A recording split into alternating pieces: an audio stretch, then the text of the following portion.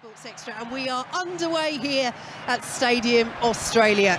Australia, the co-hosts of this Women's World Cup, hoping to go deep into this tournament. The Republic of Ireland making their major tournament bow. What a moment of history this is for them, as Australia in possession, playing from left to right, just inside the Republic of Ireland half. Australia in the golden shirts, the dark green shorts and the white socks. Ireland in the green shirts, the white shorts and the green socks, as Australia play the ball back into their own half. And huge interest, of course, Karen, in this match for Lionesses fans as well, because the winners of this group will play the runners-up in England's group and vice versa, as Ireland win a throw deep in their own territory. Yeah, that's right. You know, obviously England will have their eyes all over this, anticipating who they're going to play next. We all know exactly what Serena Wiegmann's like, and she'll be thinking, yeah, okay, we've got important games, but we really need to make sure that we understand who we might face. So Ireland in possession over on the far side, Australia with the interception. Healing for the throw is their captain on the night, Steph Catley, hugely experienced Australian and Arsenal player, taking the armband in the absence of the injured Sam Kerr. Ireland send the ball forward over the halfway line. Australia gets there first with Alana Kennedy. We'll try and work the ball up to halfway, played forward by Ireland, who win the throw once more, and we have time to take you through the teams. In goal for Australia, Mackenzie Arnold of West Ham, just had a great season with them. The back four of Ellie Carpenter, Claire Hunt, Alana Kennedy of Manchester City and Steph Catley of Arsenal. Ahead of them it's Hayley Raso, who's just left Manchester City and joined Real Madrid, Kyra Cooney-Cross, Katrina Gorry and Courtney Vine, Mary Fowler of Manchester City, Kerr's replacement, and Arsenal's Caitlin Ford up top as Ireland win the ball on halfway. Australia snatch it, play it forwards, but they have committed the foul, and it will be a free kick to Ireland on the halfway line, given by our Brazilian referee Adina Alves. We do have all the accoutrements that we had at the Men's World Cup at this Women's World Cup. So VAR, goal line technology, semi-automated offside. Let's hope it's a relatively technology-free opener, shall we say, as Ireland play the ball forward over the top into the Australia penalty area. But Mackenzie Arnold comes out and gathers easily. So Ireland with Brosnan of Everton in goal, Courtney Brosnan. The back five of Heather Payne, Niamh Fahey, the Liverpool captain, Louise Quinn, the Birmingham skipper, Megan Connolly, who's just left Brighton, and Katie McCabe of Arsenal. Ahead of them, Sinead Farrelly, Denise O'Sullivan, Lucia Littlejohn, who's just departed Aston Villa, and Marissa Shiva with Kira Carusa, London City Lionesses in the Women's Championship up front. Australia dominating possession so far, 3 minutes in, goalless here on BBC Radio 5 Live as they come forward with Gorry, sidesteps a couple of challenges, including that of McCabe. Incisive pass out to the left-hand side, driven ball in, is blocked away well by Heather Payne for Ireland, and Australia will win the throw deep in Irish territory. Karen Bardsley. It's a great start. It's a great start from Gorry as well. She looks like she's really confident, wants to get on the ball, and she's constantly spreading the play. You can see that Australia have taken a really compact position to try and force the play, what looks like down the Irish right. And they're in possession once again, just inside their own half, Australia. We spoke a lot, Karen, didn't we, in the build-up about how the absence of Sam Kerr would affect Ireland's mentality. How will it affect Australia? You know, does it almost make them more determined as they're into the penalty area, slightly overrun on that far side and cleared away by the Liverpool skipper Niamh Fahey for Ireland, but it's all Australia at the moment. It really is. It was a great little touch from Courtney Vine. Brought it down really nicely off her left foot, and unfortunately her touch just got away from her. But yeah, great start for Australia. And they're coming again down the left-hand side, and they win the first corner of the match. And Ireland will have to show their prowess at set pieces. They're dangerous in an attacking sense. They're also usually good at defending them. In fact, the only other time these two sides met was 2 years ago. The Republic of Ireland did win the friendly in Dublin by 3-2. All 3 goals came from set pieces. But Australia have come a long way since then, and they have an early corner here, looking for the breakthrough inside the opening 5 minutes at Stadium Australia. Swinging towards the crowded 6-yard box, and there is Louise Quinn, the tall figure, heading away for Ireland. It is a real strength of theirs, that height at the back, as Australia pick it up once more. Will be collected on this left-hand side by Heather Payne, who intelligently allows the ball to run out of play. And it will be a throw to Ireland midway through their own half. I think that's going to be key for Ireland to manage that momentum and kind of make sure you kind of quiet that crowd down when you can, because I think the Irish are going to have an earful all night long. I think, Karen Bardsley, you could be right. But Katie McCabe, the captain, is perfectly capable of giving anybody an earful herself, and it is she who is preparing to take this throw midway through her own half. On the left-hand side, let's head back to the cricket. Ellie. For a moment, England was celebrating having bowled Australia out for 300, but Chris Wokes has just been no-balled. Looking at it on the replay, it's pretty marginal. That would have been his 5 for a sharp catch in the slips, but Australia survive 301 for 9. Thanks very much, Ellie. Commentary over on 5 Live Sports Extra, and we will be keeping you right up to date with events from the first round at the Open as well throughout this commentary. Here in Sydney, Stadium Australia, goalless in this Women's World Cup match between Australia and the Republic of Ireland. Good sliding challenge by Katrina Gorry as the ball goes out of play for an Ireland throw just inside the Australia half. She's really developed this partnership in central midfield, Katrina Gorry with Kyra Cooney-Cross. They have started every match in that position for Australia this year, and such an integral part of the way that Australia play. Yeah, absolutely. I think you hit the nail on the head. It's going to be incredibly important because they're going to want to go through the middle and then move out to the flanks. Republic of Ireland trying to make something with that throw down the left-hand side from Katie McCabe, but Kira Carusa, their striker, can't quite reach it. It's through to Mackenzie Arnold, who takes the ball quickly, plays it out to the left-hand side for Australia. Goalless here on 5 Live. England get their campaign underway against Haiti in Brisbane on Saturday, 10:30. That match kicks off. We have full commentary of every England match live from Australia here for you throughout the Women's World Cup on 5 Live. You can take us with you on 5 Live and BBC Sounds as Ireland win a throw, again deep inside their own territory. They've just stemmed that early Australia pressure, haven't they, Karen? Yeah, they have. It's smart management from the Irish. I mean, they're keen to put pressure on. You can see Caruso, like looking to kind of press and understand when she needs to, and Denise O'Sullivan's covering some ground, making sure she's getting up to the ball, but if it's not timed correctly, they're going to get exposed. Lovely little 1-2 between Rasso and Ellie Carpenter of Leon. Ball in from Carpenter, cleared away on the edge of the 6-yard box, and Ireland will try and play it clear, but Denise O'Sullivan misses out, and here come Australia again. Fowler was blocked off on the edge of the penalty area, but our referee Adina Alves was happy with that, and it's through to Courtney Brosnan. That was a beautiful passage of play from Australia. Yeah, really lovely, but excellent starting position as well from Brosnan to make sure that she's on the front foot to kind of close that down. Well, she signed a contract extension with Everton last month. Courtney Brosnan was #1 for the majority of this season with them, had to win her place back after losing it, but did so. It was very much the undisputed #1 for the Republic of Ireland. She was one of the many heroines in their playoff victory over Scotland, saved an early penalty from Caroline Weir that helped to take them to this, their first major tournament. With the absence of Sam Kerr for Australia, that will have buoyed the Irish, who are the underdogs in this match.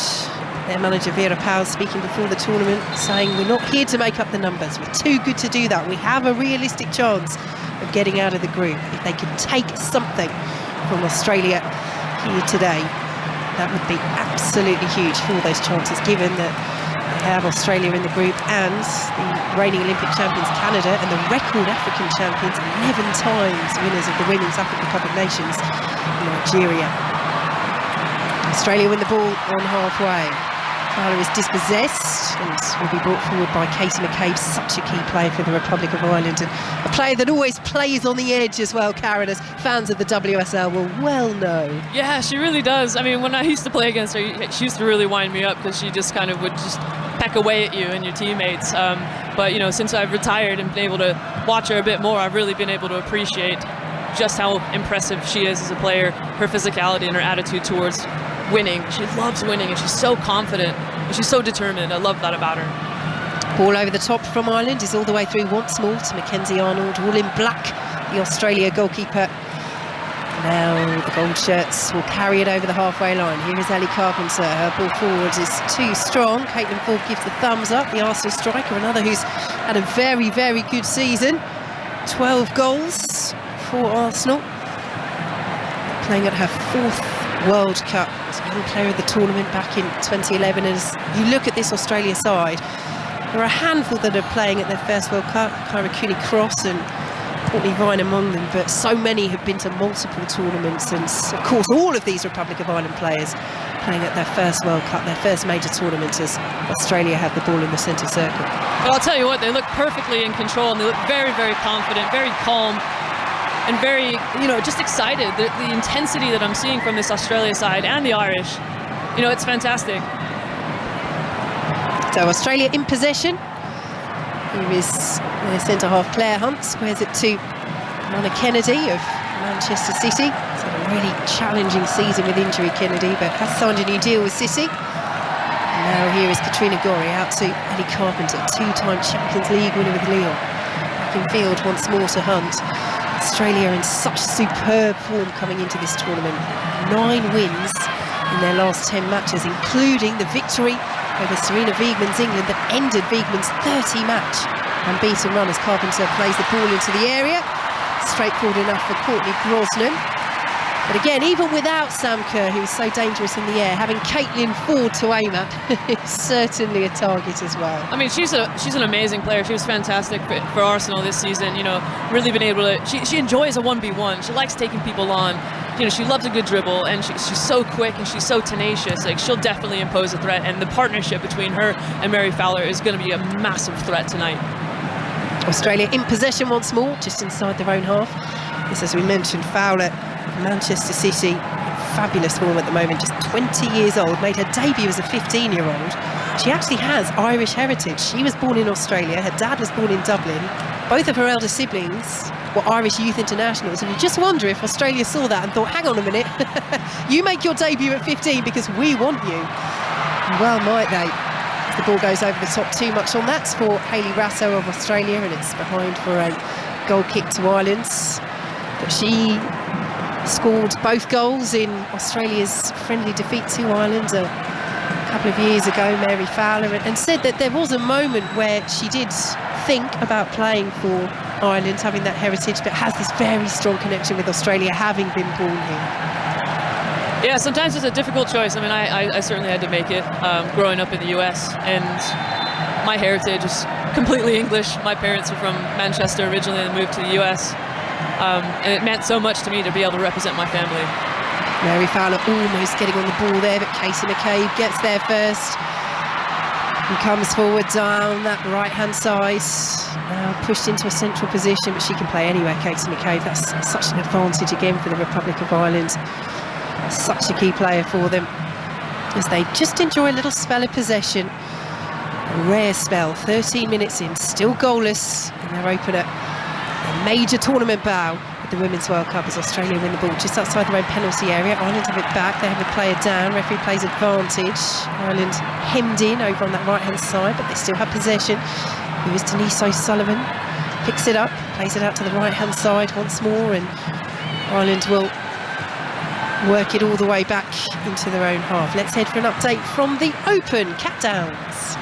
Yeah, thanks, Vicky. Australians making headlines all over the world. Lucas Herbert, the Australian, sharing the lead at the Open Championship here at Royal Liverpool on the Wirral Peninsula with the South African amateur, Christo Lambrecht. Both of those on 3 under par. I'm out following a bunch of major champions. Matt Fitzpatrick, Jordan Spieth, Jason Day. Matt Fitzpatrick picked up a double bogey 6 on the 7th, the par 4, so he slipped to 2 over par. And Jordan Spieth was just 1 off the lead until a very short time ago. He's made a real mess of the par 4 8th here. A double bogey for him leaves him back at level par. But Lucas Herbert, the Australian, and the amateur from South Africa, Christo Lambrecht, lead the Open in the early stages at 3 under par.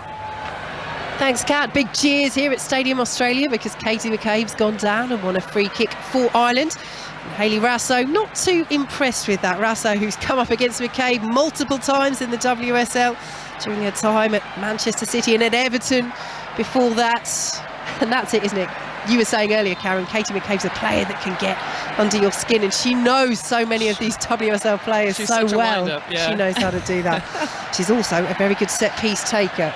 She's one option, has both arms in the air. Megan Connolly is there as well. It will be Katie McCabe, swings it to the edge of the area, flicked on by Ireland into the box. Niamh Fahey's up there, challenging aerially for the ball. Australia get the header away out of the penalty area, and now they're away on the counter. Good defending though at the back by Marissa Shiva for Ireland. It goes out for a throw, and Rasso looked to take it quickly, looked forward, but there was nobody really there. Ellie Carpenter will take it instead and throw it back, and that is one example, isn't it, where Sam Kerr just sitting on that back line. She would have been the outlet there had she been fit to play. Yeah, absolutely. It's a missed opportunity, I think, but good recognition from Rasso. But yeah, you're absolutely right. I mean, sometimes Sam Kerr could drop in, be a threat centrally, and it's just kind of building that relationship, isn't it, going forward for Australia. Lovely play again by Katrina Gorry in the centre of the park for Australia. Niamh Fahey comes out and does well to dispossess Steph Catley, but Australia have it again down the left-hand side. Ireland get the foot in. They're all appealing for it, but it will be another Australia corner. Yeah, another great opportunity. We just saw, a previous set piece for Ireland, and we've seen that they've been really, really dangerous in previous fixtures where they just essentially crash the box, don't they? They just throw like 4 or 5 players at the edge and kind of wait for a deflection. But, obviously Australia are very, very dangerous with the likes of Alana Kennedy kind of moseying in just at the edge of the area, ready as a target. Yeah, she's got real height, Alana Kennedy, lurking around the penalty spots. 5 golden shirts in the area, 1 more inside the 6-yard box. Is a difficult delivery to deal with, but in the end Australia don't make the most of it. Ireland couldn't really get first contact on it, but Claire Hunt was up from the back, got the header away under a bit of pressure, but really perhaps should have done better, although it is good covering defending in the end by Ireland, just to put her off on the corner of the 6-yard box. It's a bit disappointing that it seemed like the delivery was slightly mistimed. I think she arrived a bit too early in the box, Claire Hunt, but I'm sure she'll get plenty more opportunities tonight. Well, she's never scored for Australia, only made her debut back in February. This is her 7th cap, the centre half.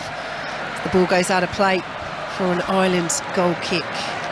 Interesting there. I mean, Courtney Brosnan went out to play short. Hayley Rasso immediately pressured, and the ball went out again for a goal kick. And Courtney Brosnan said, not having any of this, going direct. We're going to play direct for the next, I imagine the next maybe 5-10 minutes. We'll see. So ball goes out of play for an Ireland throw, which Katie McCabe will take right in front of her manager, Vera Powell. Ireland pick it up on that left-hand side. Good pressure by Australia. 2 golden shirts surrounding Kira Carusa. And they win the ball as well and play it out to the left-hand side. But Ireland's shape is good with that back 5. It's a formation they know so well. It's going to be tested now, though. Niamh Fahey on the edge of the area is trying to stop the Australian advance, and does so at the expense of a corner. But Caitlin Ford, she loves those step-overs, those runs into the box, cutting in from that wide position. And she's won a corner for Australia. 0-0, 18 minutes gone. It's some fantastic footwork here from from Steph Catley, apologies. She 2v1, Caitlin Ford, 2v1 into the box and just kind of really dropping a shoulder, jinking around, and some great defending from the Irish as well. So another set piece to defend as Ireland try and hold fast to this clean sheet. Anticipation rises inside Stadium Australia. Kennedy was in there, just misses the header. Ireland get the ball out of the penalty area. Cooney Cross will pick it up, plays it back in a central position and receives it once more. Ball into the penalty area from Cooney Cross. The golden shirts are still up there. Ireland win the header. They have a player down. Catley will pick it up on the edge of the box and plays it back once more as it's driven in again.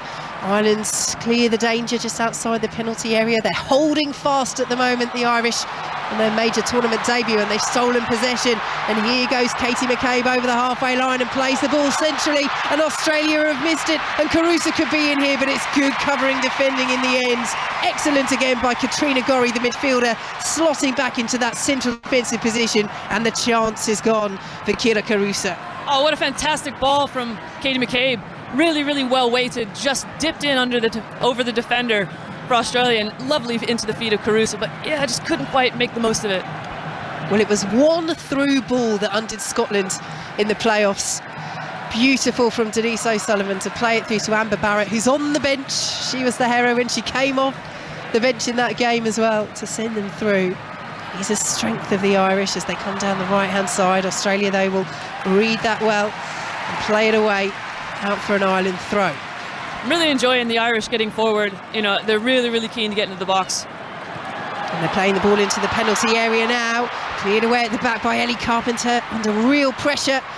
Won the header on the edge of her 6-yard box, and here she goes down the right-hand side. The Lyon right back, she's so dangerous when she gets forward, loves to attack, but showing her defensive prowess there as well as Claire Hunt, the centre-half, picks it up and squares it to Alana Kennedy.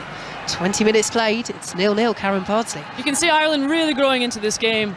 The numbers they're putting forward. Marissa Shiva, you know, really, really pressing, really, really getting about the pitch. It's great attitude, great desire from Ireland. And she's on the ball here once more, Marissa Shiva. Denise O'Sullivan can't pick it up in the centre of the park though. Well, Ireland looked as though they'd won it back there. Indeed they had, and then Australia commit the foul, so it will be an Ireland free kick just inside their own half. Ireland playing from right to left here on 5 Live at Stadium Australia. And we're still goalless, but as you say, Karen Bardsley, they've really settled into this game. They don't look overawed whatsoever. No, they certainly don't. They look very, very confident. Courtney Brosnan's got a very high starting position. You know, she's pushing Louise Quinn up the pitch. There's a lovely connection across the back 5 when they're in possession. Sorry, when they're out of possession. Ball into the penalty area, took a little deflection, and Alana Kennedy will clear away for Australia. And that's, you know, again, the two teams playing each other are understanding when they need to go direct, when they need to hold on to possession, and it seems like it's just beginning a bit of a chess match, you know, balls being probed into the midfield, waiting to see where the mistakes are made. The ball over the top once more from Ireland is all the way through with Mackenzie Arnold. It's clear that that is such a tactic for them, you know, long ball, either Caruso will chase it, or if they can get Katie McCabe up there just in a little bit of support. Marissa Shiva as well, Sinead Farrelly. It's going to be incredibly important to make sure that Caruso is staying connected with her midfield as well, you know, making sure that her wide players are coming in and supporting, especially, you know, when they're out of possession as well, to form that mid to low block. Midway through the first half, goalless here at the Women's World Cup in Sydney on 5 Live as Alana Kennedy picks it up for Australia. Out to the right-hand side she goes and finds Hayley Rasso, who chests the ball down, plays it in field, but it's ahead of Ellie Carpenter, and Katie McCabe will bring it away under pressure. Australia almost win it back.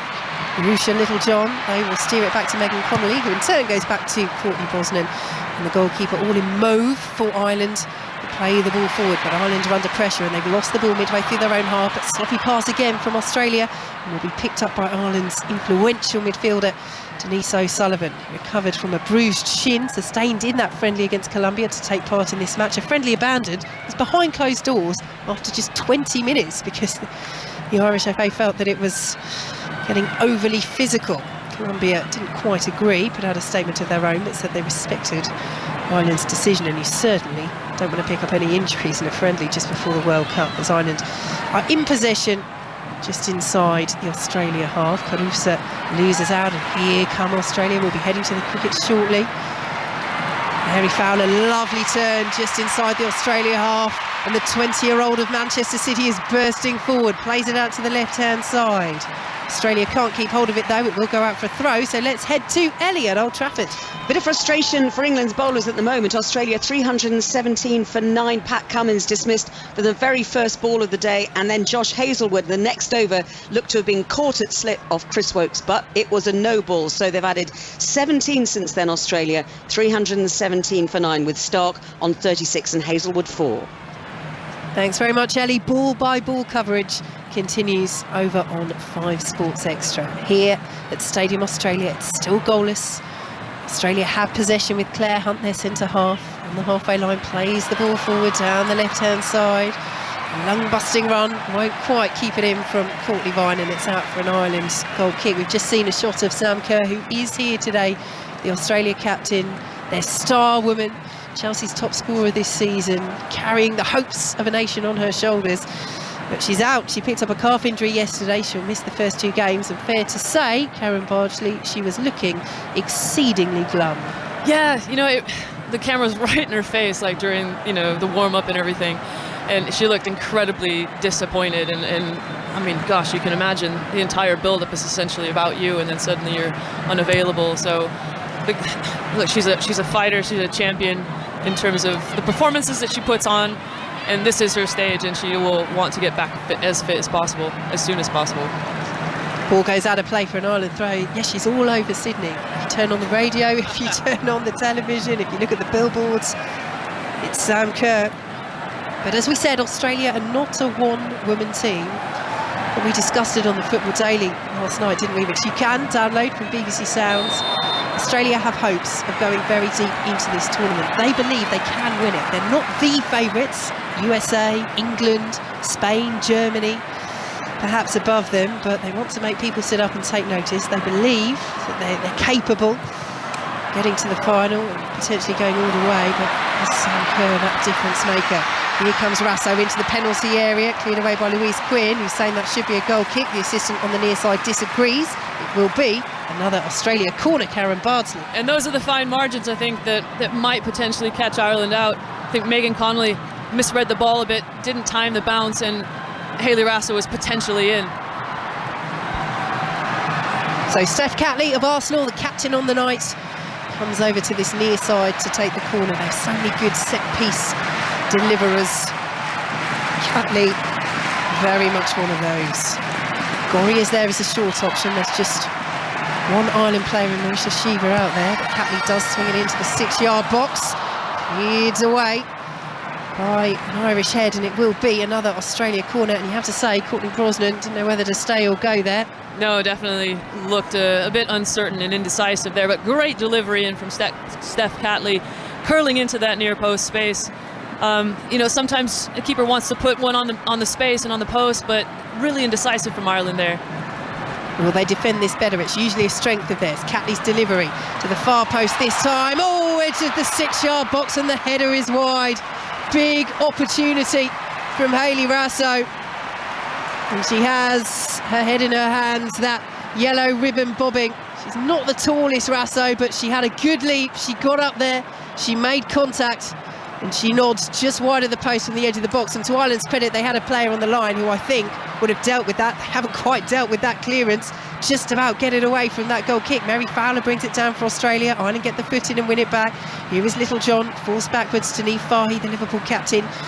Out to the right-hand side she goes now, and Heather Payne will play it forward into Catley, who blocks it once more, and the ricochet will fall to Fowler for Australia, who are building up a head of steam. And as I say that, Irish fans will be relieved. It's the commentator's curse. It's a poor ball from Fowler. It's all the way through to the Ireland goalkeeper, Courtney Brosnan. It's going to be really important again for Ireland to manage this tempo. I think they maybe got a little bit comfortable, and now they're starting to play out a little bit, and this press from Australia is incredibly intense. Yeah, really piling on the pressure, Australia. The ball goes out of play. Marissa Shiva won't keep that in, and Australia win the throw, third of the way inside the Ireland half, taken quickly by Ellie Carpenter. Beautiful control by Mary Fowler there. Manchester City just killed that ball dead for Australia as they play it back inside their own half to Claire Hunt. But overall, if you're looking at the respective weightings, the respective favouritism of the teams heading into this, Australia ranked 10th in the world, the Republic of Ireland 22nd. Vera Pauw, surely as Ireland manager, has got to be more pleased with this than Tony Gustafsson, the Swedish manager of Australia, will be. But Vera Pauw's going to be very pleased now, and Gustafsson's furious because Carusa's stolen it. Australia are asking for the free kick, they've not got one. Carusa to the edge of the area, it's a poor ball in field to Marissa Shiva, and you can hear from the cheers around Stadium Australia that Ireland have wasted that, but Australia have wasted the ball forward. Poor, rare poor pass from Katrina Gorry, intercepted by Louise Quinn, and suddenly it's end to end. Here come Ireland down the left-hand side. Marissa Shiva, early ball into the penalty area. Mackenzie Arnold suddenly had to adjust and tip it away rather than catch it. Catley helps her out, plays it out for a throw under pressure from Heather Payne. Goodness me, end to end there, Karen, for a moment. Oh, transition is the word, isn't it? I mean, wow, both teams just going end to end. Katie McCabe getting on the ball and playing a lovely outside of the foot pass to Marissa Shiva, and delivers a lovely cross into the box. It looks like it might have caught Mackenzie Arnold out a little bit. She had to backpedal and kind of parry it out for a throw. which Republic of Ireland take quickly. Denise O'Sullivan's ball into the area. Shiva can't quite win the header. It comes out to the captain, Katie McCabe. Shiva's taken up a wide left position and McCabe finds her. Shiva's ball in, blocked away by Carpenter. Shiva will get another go, dinks the ball in, the header is flicked on, will come over to that far side, just kept in by Ireland. Denise O'Sullivan isn't there, but in the end, belatedly, the offside flag goes up. It was the referee, in fact, who gave the decision rather than the assistant on the far side. Australia was certainly appealing. And as we just see a replay here of Carusa's header, yeah, Farrelly is offside, keeping the ball in on the byline for Ireland, and it is correctly an Australia goal kick, and no need for VAR to get involved whatsoever. Absolutely not. Great decision. I think, you know, I'm really enjoying watching Katie McCabe right now as she heads out to the ball for Hayley Raso and absolutely drops her. Well, it was Raso on McCabe earlier, wasn't it? And now it's McCabe on Raso, and she's moved away very quickly there, Casey McCabe, both from Raso and from our Brazilian referee, Adina Alves, who is not fooled, comes over to talk to the Ireland captain. It's Tony Gustafsson, the Australia manager, throws his arms up in the air. These two are just going to be going at each other all night, aren't you? You can just imagine what their shins are going to look like at the end of the night. I was going to say, it's a relatively chilly night in Sydney. We're probably at around 12 degrees, which I don't think is chilly, but there are green and gold bobble hats everywhere. This is winter, certainly, if you're from down under. Tony Gustafsson's there in his big two-shaded blue puffer jacket as Australia prepare to take this free kick. Wide right position will be left by Gorry. Catley swings it in, left-footed. Grosser's come a long way, gets something on it, but didn't take that cleanly. She's helped up by her defence, who clear away up towards halfway. No green shirt up there for Ireland, and Australia will come again with 12 minutes plus added time to play in this first half. They're really building up a head of steam as McCabe tangling once more with Raso just outside the penalty area. Let's keep an eye on that as the ball goes out of play for a throw. And the referee is keeping an eye on that as well. She's just blown a whistle to stop Ireland taking this throw. I think she wants to have a word here, perhaps, with Hayley Raso and Katie McCabe. She's just going to leave it. What did we say before the game started? We said shenanigans, didn't we? Well, she feels it so much, Katie McCabe. She's a player that plays on the edge. She plays with passion. The Arsenal fans love her for it. The Ireland fans love her for it. Her opponents hate her for it.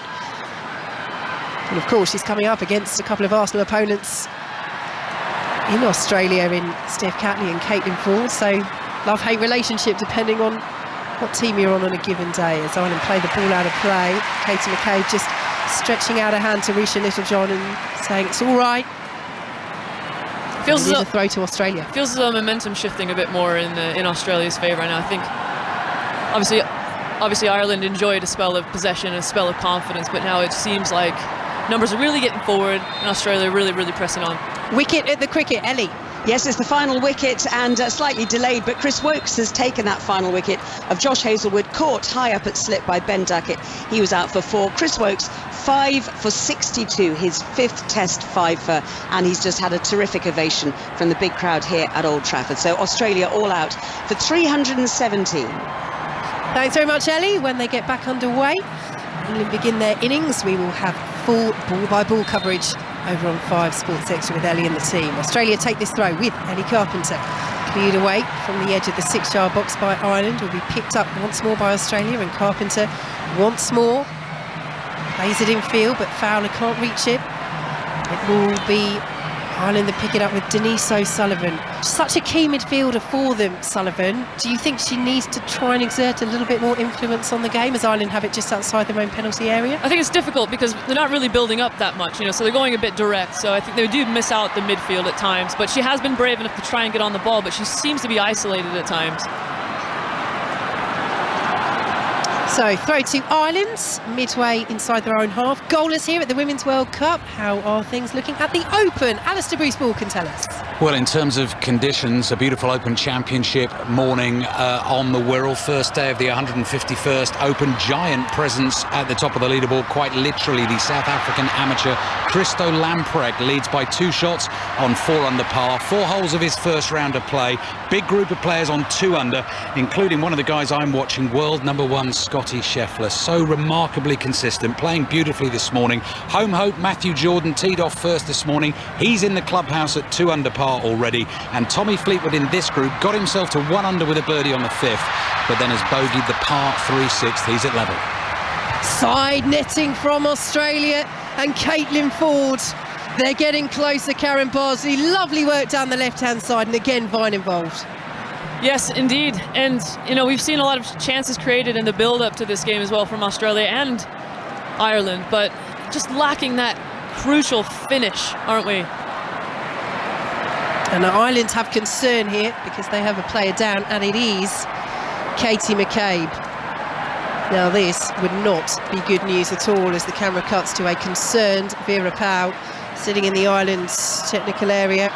Well, she did come off with a knock in the friendly against France a couple of weeks ago. Katie McCabe past fit for this game, but she's gone down now, and we've been at many games, haven't we, Karen, where you talk about tactical decisions in terms of just buying a little bit of time. We're seeing the tackle that might have led to this injury, if it is an injury. It's on Ellie Carpenter. Clear one of the ball from McCabe, but perhaps falls a little bit awkwardly afterwards. Yeah, it's a strange one. I can't really put my finger on what exactly has happened there. I mean, didn't look like any sort of ankle, didn't look like any sort of knee. I don't know if it was the way she landed, maybe an elbow or a shoulder. They can be pesky, but we know that Katie McCabe is one tough cookie. Well, it has given Ireland's players a chance, including their goalkeeper Courtney Brosnan, to come over, so maybe Katie McCabe perhaps got tactical reasons on her mind as much as anything else, but we'll see.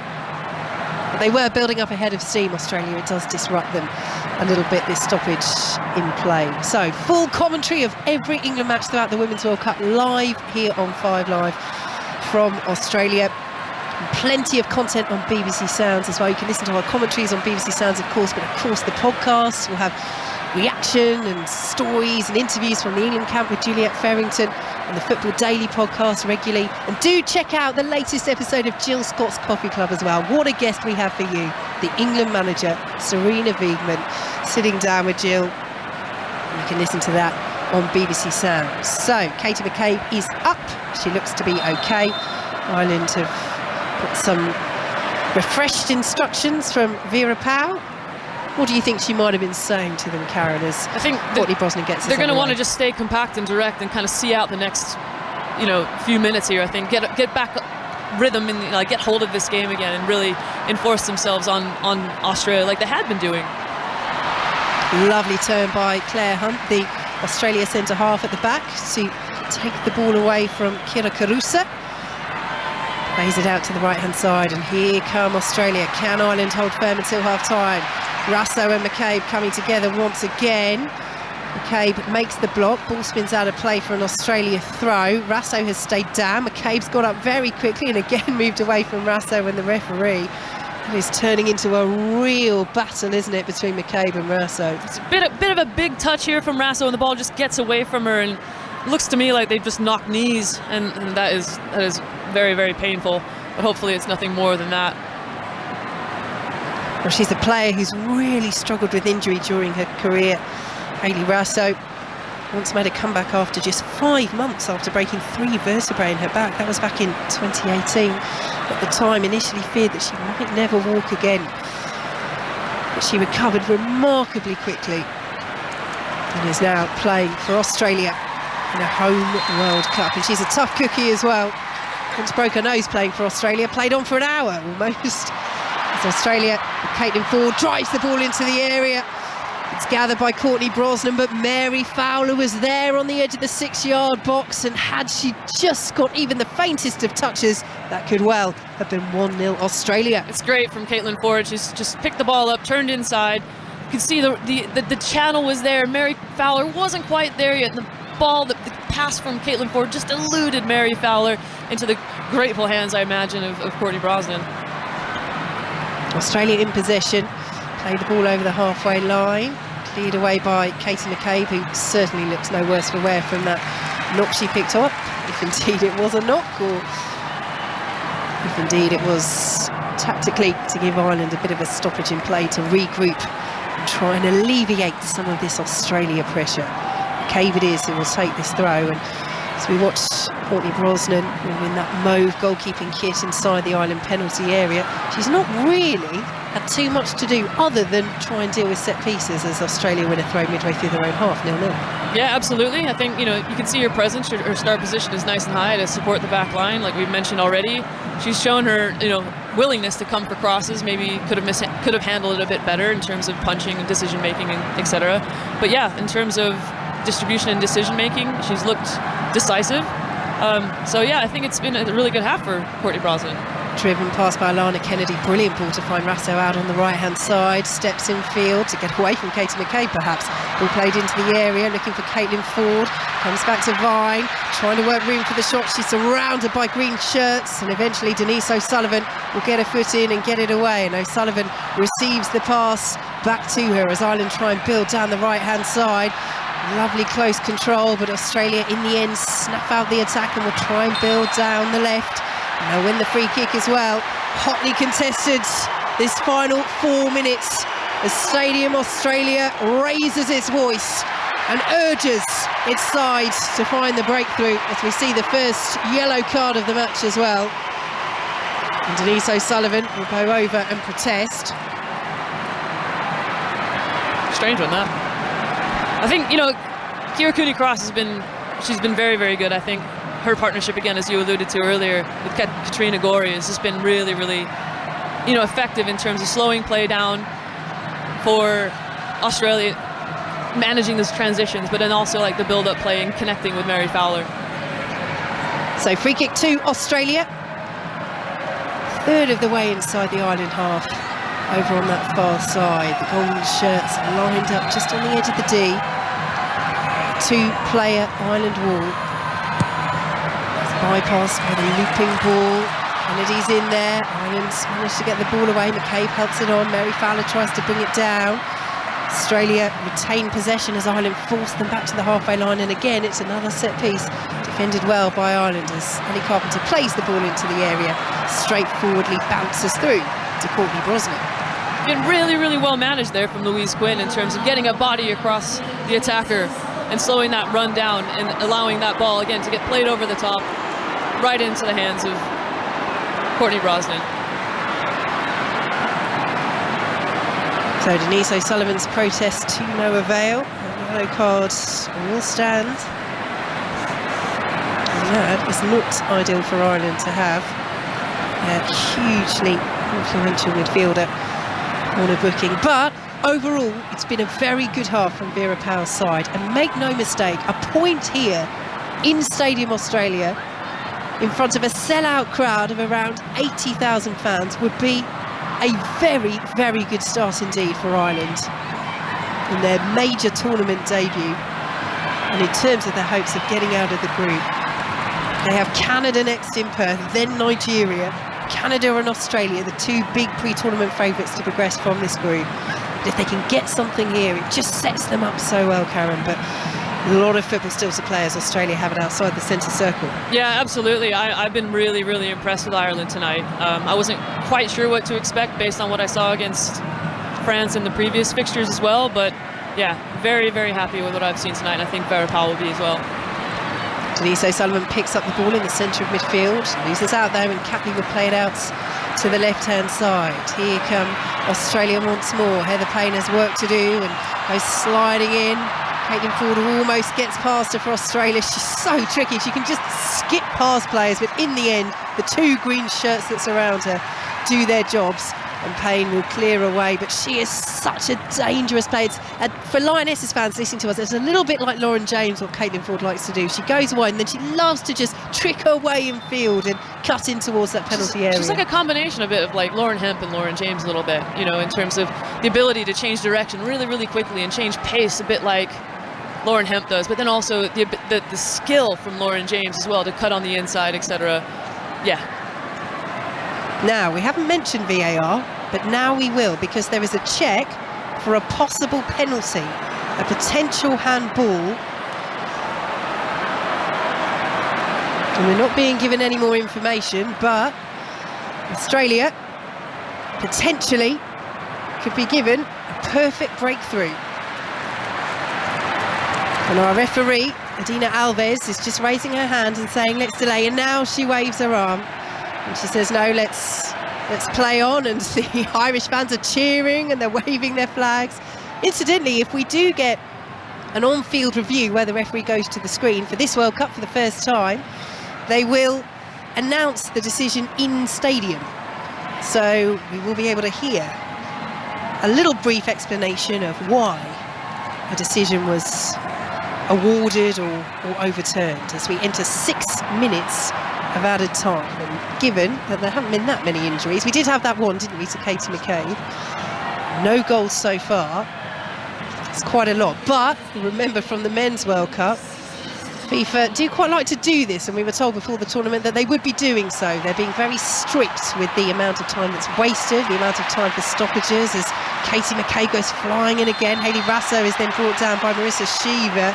McCabe's just got to be careful here.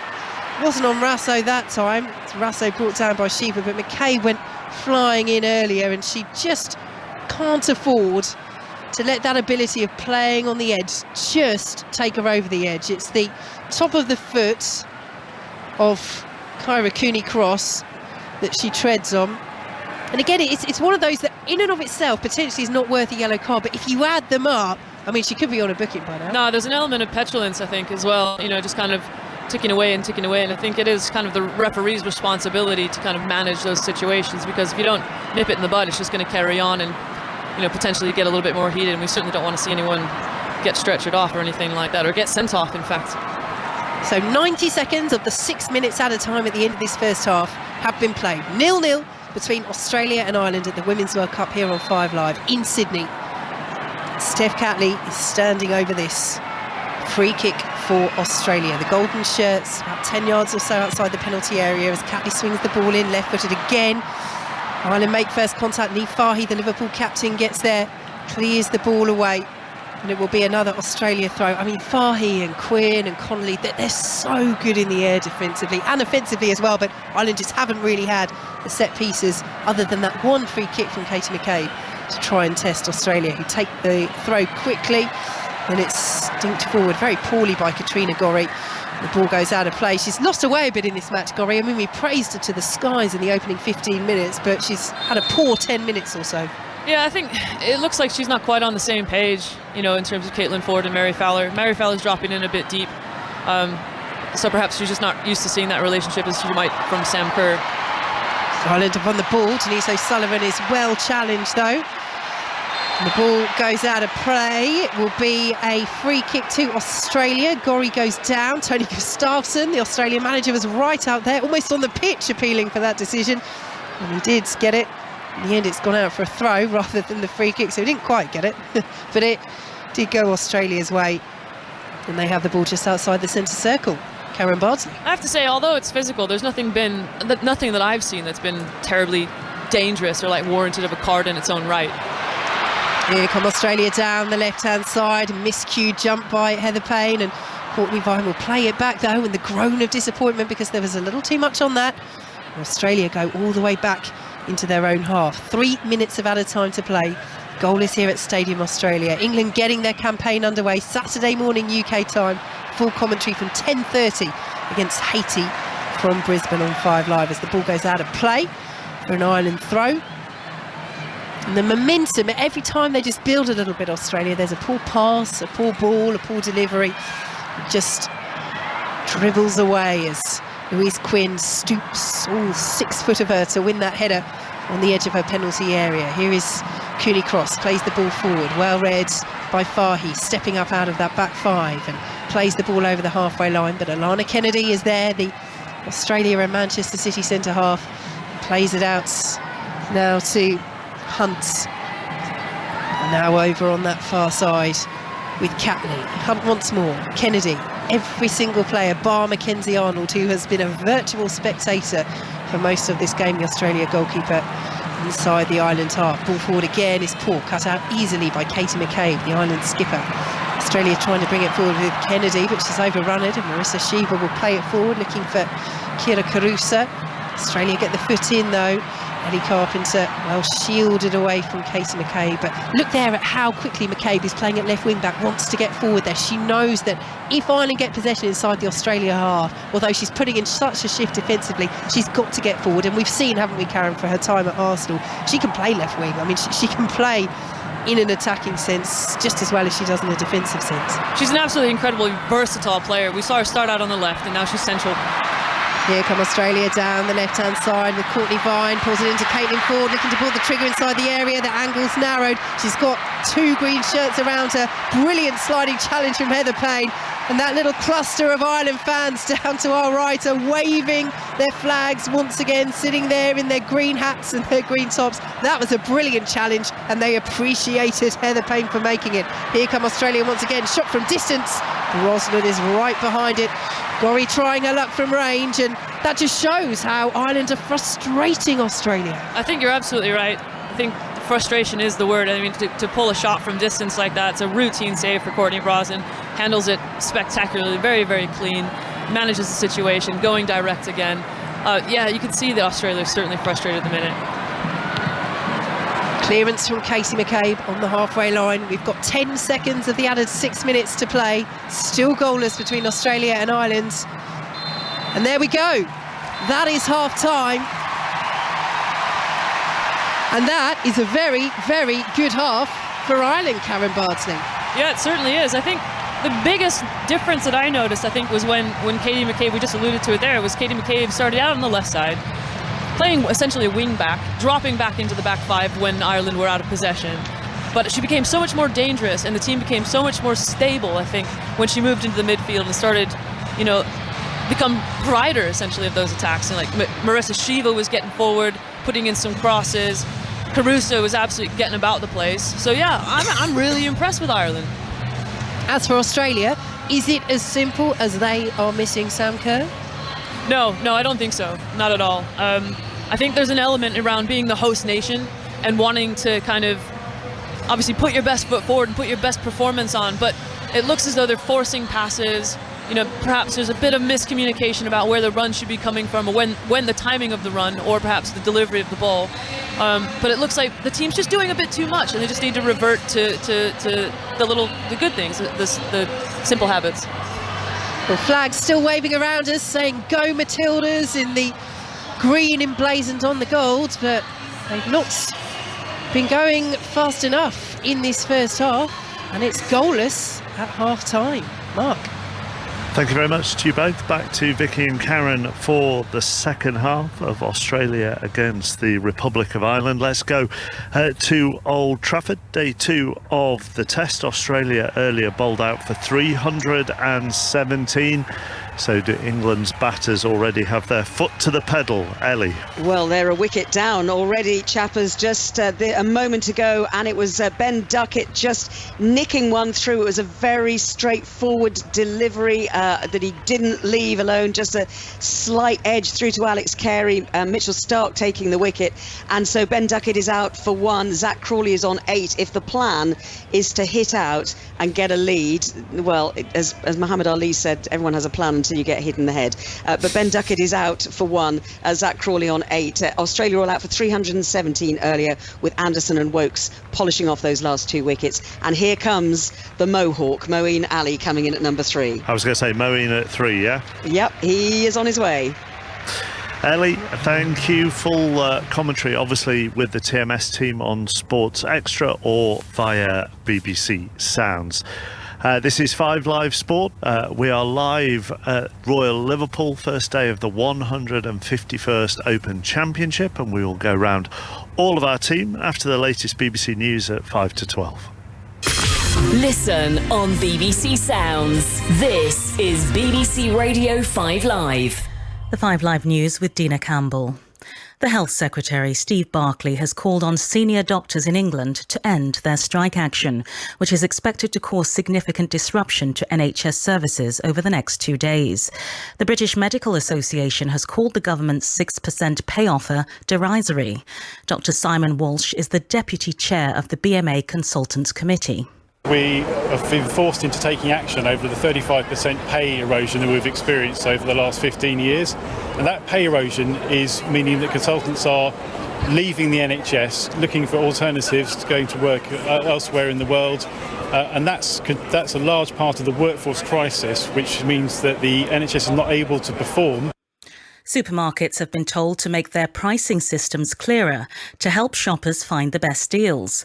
The Competition and Markets Authority says unclear pricing could be hindering people comparing products. The CMA says it's yet to find evidence of any profiteering by retailers. Rail passengers are facing significant disruption as staff at 14 train companies in England walk out in their dispute about working conditions, jobs and pay. Services to and from Wales and Scotland have also been affected. The Rail Delivery Group, which represents train companies, says the union should offer its members a vote on their proposed pay deal. The RMT union says negotiations to end the dispute haven't restarted. Police in New Zealand say a shooting in Auckland has left 3 people dead, including the gunman, hours before the Women's Football World Cup kicked off in the city. A number of others were injured. A senior Conservative MP has apologised and deleted a video in which he appeared to compliment the Taliban's running of Afghanistan, saying it had been transformed.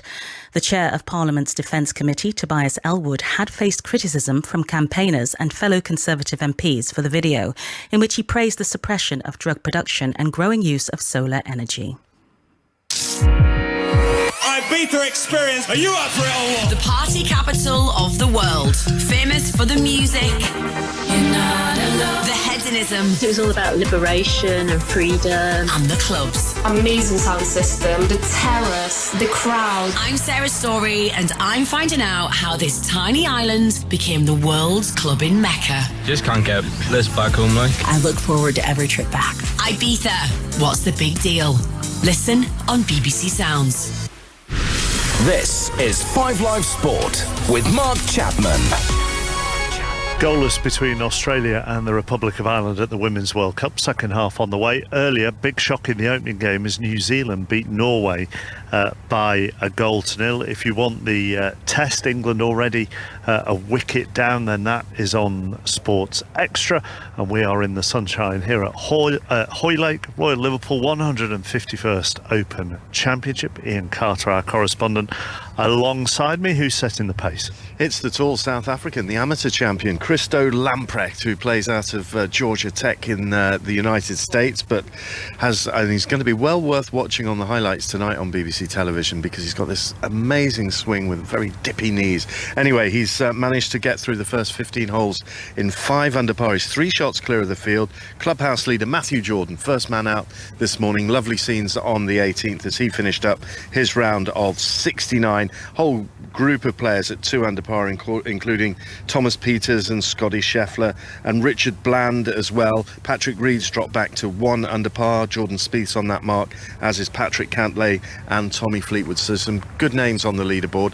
But what we are seeing is the capricious nature of the closing stretch on the course. Lucas Herbert, triple bogey 6 on the par 3 17th, a hole we're going to be talking an awful lot about. We are. There's an awful lot for us to talk about when we really properly get stuck into our golf coverage from around 1 o'clock. I think those highlights that Ian was talking about on BBC Two at 8 o'clock tonight, they'll follow on from the cricket highlights, but they're all available on the iPlayer. There's a strong smell of sun cream in the air at the moment as we stand by the second fairway, and that brings us on European Tour winner Paul Waring to talk about the conditions, actually, because the sun is shining. There are a few clouds in the sky. There is a breeze. I think when we saw it on a monitor earlier, I think it was measured at 15 miles an hour.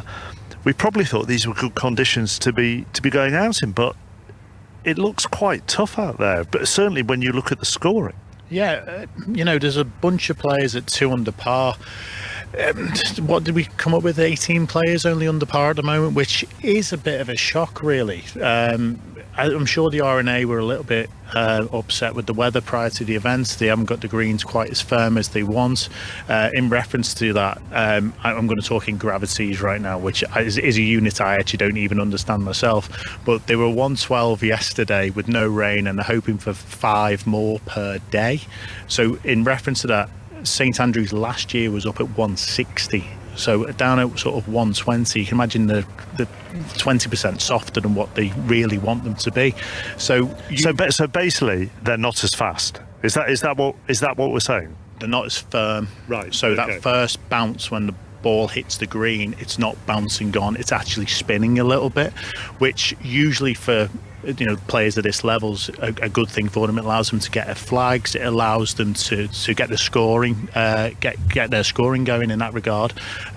So I think they've took some pins. They've been very clever with looking at the wind direction prior to setting the pins up, and obviously that has given them a little bit of defence on the golf course. So that measurement is what again? Gravities, and I don't know what in reference that is to, in total honesty, but I sound very clever when I say it. Right, so if we want to sound clever over the next 4 days, let's talk about gravities. None of us know what it means, but that's what we'll do. Alistair Bruce-Paul. Yeah, I was going to go back to dippy knees, actually, because lots of them on site out here. You were talking about that strong smell of sun cream. Well, it's certainly on the air at the back of the 8th green. We're just standing up the side of the par 3 9th. Thousands of fans as you look across the golf course, lining the dunes. Thousands of them out here supporting Tommy Fleetwood, who we're watching in this group. He's given them a bit to shout about in the last hour or so. Birdies at the 5th and 7th have him at 1 under par, because on the par 3 he went flag chasing, went over the back of that green, down a really tricky little slope, couldn't get up and down from there, so he's at 1 under par.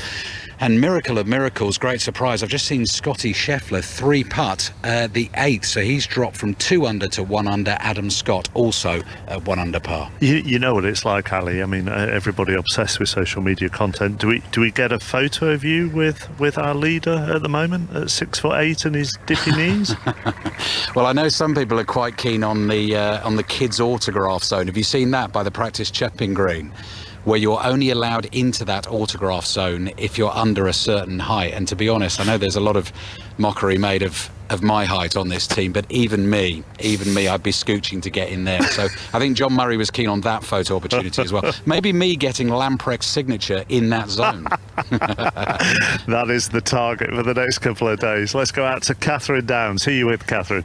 We're with Matt Fitzpatrick, and speaking of sun cream, we've had to have a spray of sun cream from his golf bag. Billy Foster, the caddy, very kindly giving us a little bit of a cover, because it is really hot and sticky out here, and a fresh breeze, but we were crisping up nicely under this hot July sunshine.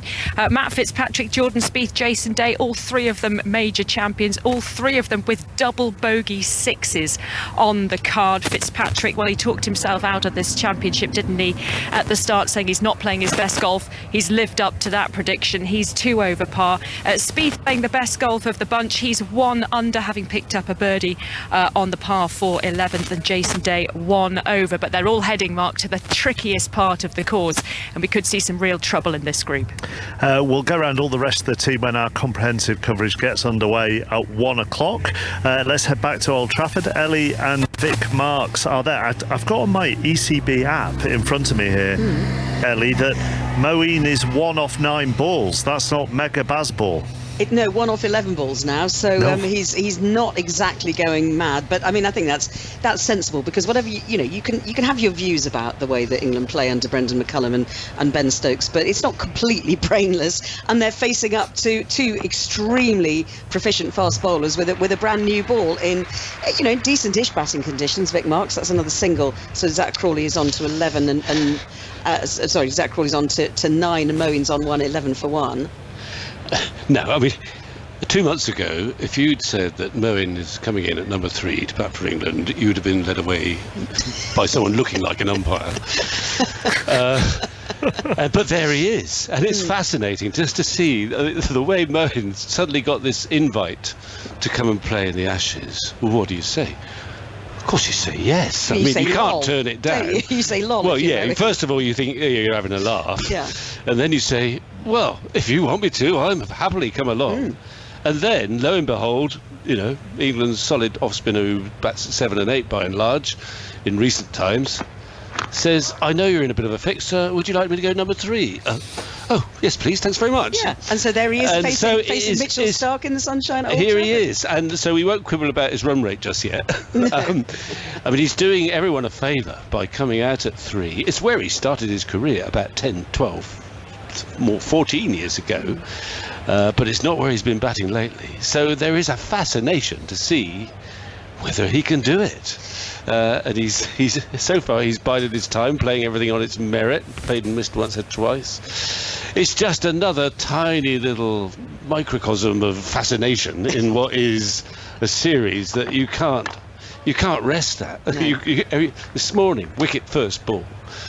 A wicket second a wicket over. Before it was even, it's a no ball. So the clock, which is above the sign which says the James Anderson end, hadn't actually reached 11 o'clock when James Anderson took the wicket, his first of the innings, and potentially in his final Test match at the ground which bears his name, and but then it should have been, you know, over so quickly after that, and then Chris Woakes taking the wicket of Hazelwood off a no ball, which a few of us thought was a little bit marginal, but you know, can't argue with a no ball in the end, and then that cost England 17 more runs. And about half an hour, which is also quite precious, given Moeen's just hit a 4 for you. Not classical, but it's gone to the boundary. So, I mean, his run rate is getting more acceptable for Bazball. But it's a great game. I mean, we don't know. We keep talking about the weather. Well, perhaps it will blow away, both at the Hoylake and here.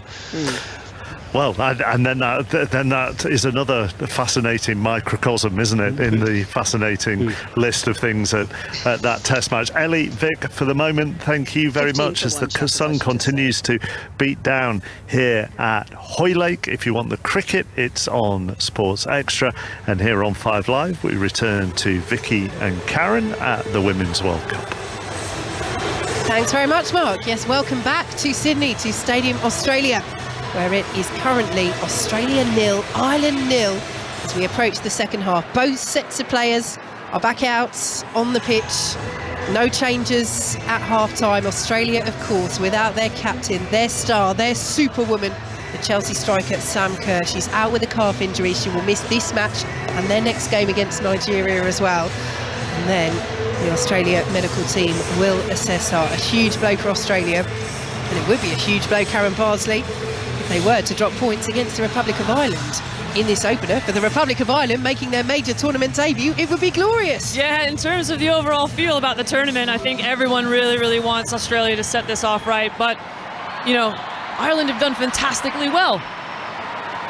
And we're underway in the second half. So Ireland in possession in the green shirts, the white shorts and the green socks, playing from left to right. Australia in the golden shirts, the dark green shorts and the white socks, as they look to win possession back immediately with Mary Fowler. Manchester City, she's the replacement for Sam Kerr in this match, but can't do so. Heather Payne, the Ireland right wing back, picks up possession, plays the ball over the halfway line. Here is Denise O'Sullivan on a yellow card for Ireland, the only booking so far of this match, although as we were saying to a couple of commentators at half time, now Denise O'Sullivan has got one and Katie McCabe, the Ireland skipper, hasn't, is beyond quite a few of us, as Ireland win a free kick just inside the Australia half. So Australia with Mackenzie Arnold of West Ham in goal. The back four of Ellie Carpenter, Claire Hunt, Alana Kennedy of Manchester City and Steph Catley taking the armband on the night of Arsenal. While their back four, ahead of them it's Hayley Rasso, formerly of Manchester City, just joined Real Madrid, Kyra Cooney-Cross, Katrina Gorry and Courtney Vine, with Caitlin Ford of Arsenal and Mary Fowler of Manchester City up top. But Fowler is really sitting in that attacking midfield position behind Ford, and it is quite a fluid forward line for Australia. Ford often drifting out to that left-hand side and cutting in field. I'll give you the Ireland team in a moment, but they have a free kick here, third of the way inside the Australia half. Set pieces they are capable of being so dangerous from. Swung in by Connolly to the edge of the area. Australia get the clearance away with Claire Hunt, their centre half, and Ellie Carpenter will bring it down the right-hand side for Australia, but they can't keep hold of it. Ireland almost get themselves into a mix-up at the back. And then Katie McCabe both down on the halfway line and wins the free kick for Ireland, who have Courtney Brosnan of Everton in goal. The back five of Heather Payne, Lee Fahy, the Liverpool skipper, Louise Quinn, the Birmingham captain, Megan Connolly, who's just left Brighton, and Katie McCabe of Arsenal. Arsenal's Player of the Year this season, McCabe. She's had a fantastic campaign. Ahead of them, it's Sinead Farrelly, Denise O'Sullivan, Rusha Littlejohn, just left Aston Villa, and Marissa Shiva with Kira Carusa, London City Lionesses in England's second tier.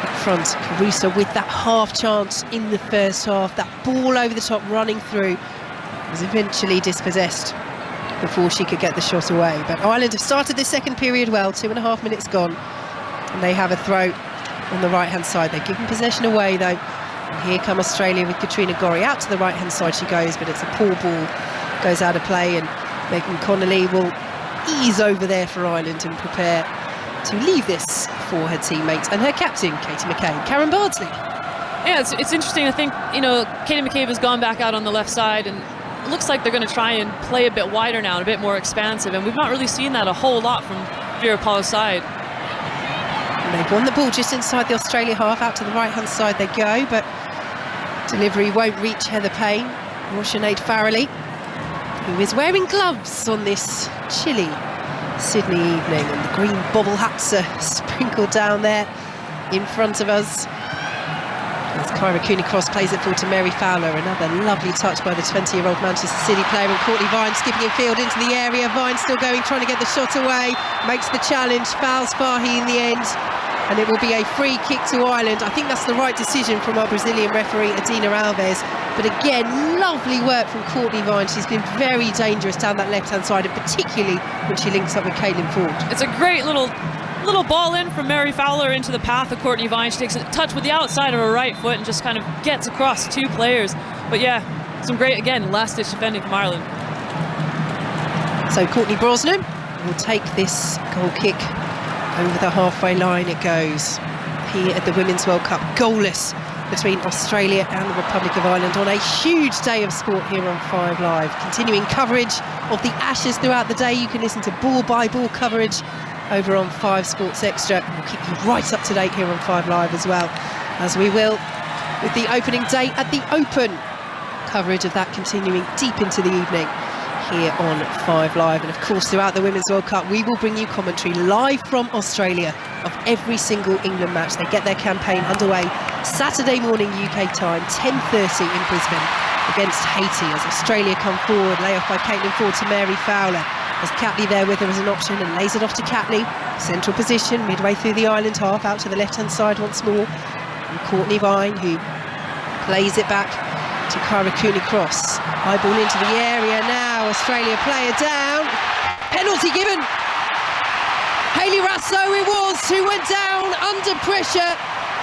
Marissa Shiva is protesting for Ireland, but the Brazilian referee Adina Alves has pointed to the spot, and Australia, in the opening 6 minutes of this second half, have a penalty. It's a good ball in. It looks like it's a little bit heavy-handed from Shiva. Just gets two hands to the back of Russo, and I mean, she's done this millions of times before. She'll know just to go to ground. But yeah, there was definitely contact in there. That's a penalty for me. And it's one of these, we do have VAR, but if it's given, it's got to be clear and obvious to overturn it. And as you say, there's contact there. There is the push in the back. She's furious, Marissa Shiva. But I wonder if she's furious with herself as well for giving the referee a choice to make. And the choice is Australia penalty. Correct me if I'm wrong, but Courtney Brosnan did save a penalty in, was it the qualifiers? It was in the playoff final against Scotland. And it looked for a moment as though it was going to be Caitlin Ford to take this penalty, but it won't be. Responsibility has been taken by Steph Catley for Australia.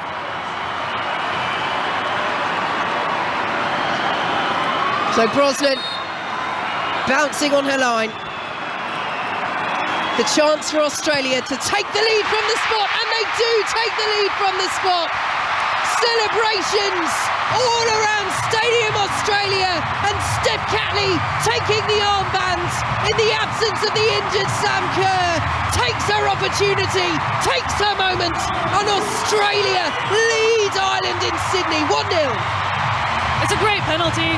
It's gone to Courtney Brosnan's top right corner, and the net just absolutely bulges with the ball. I mean, the composure to kind of really put that away from Steph Catley. It's a great penalty. I'm sorry, no one's getting to that, and it's a fantastic narrative here for Australia. Well, she said in the build-up to this tournament, she has been counting down the days as Mary Fowler comes forward again for Australia. Let's fly from just inside the penalty area. She was challenged by Louise Quinn and Littlejohn, and between them they put her off. And she fires over the bar, but Australia with the wind in their sails now. But yes, Catley said, in the build-up to this tournament, she's been counting down the days. Nothing, she said, has felt this long in my entire life. Well, I'm sure that will be a moment frozen in time, etched in her memory. Australia's first goal as co-hosts of this World Cup, and it gives them the breakthrough against Ireland, who must be kicking themselves, Karen Bardsley. Absolutely, it's disappointing. I mean, I think Hayley Raso just gets the wrong side of Shiva, and Shiva just really can't do anything but body her off, and then just puts two hands on the back, and Hayley Raso is down for the penalty. But my word, the noise in this place when that went in from Steph Catley, this place just erupted, and it might cause trouble for Ireland going forward. Because that's what Ireland have to do now. They have to come forward. They're doing so. Down the left-hand side, they have a throw. They're being well held up by Australia. 8.5 minutes played in this second half. It's Australia who lead, and Katie McCabe's involved again. She's won a free kick. She's chest to chest with Hayley Raso. The Brazilian referee, Adina Alves, is sending Raso away. Ireland free kick, and McCabe in amongst it once more. It was a little miscontrol initially from Katie McCabe. There's really not very much in that in terms of a free kick, and you can see why Raso and Gorry are so frustrated, but then a little push there from Hayley Raso. That is unwise, perhaps, Cameron Bardsley. No, it is. I mean, you don't want to get involved in something like that, you know, this early on in the tournament as well.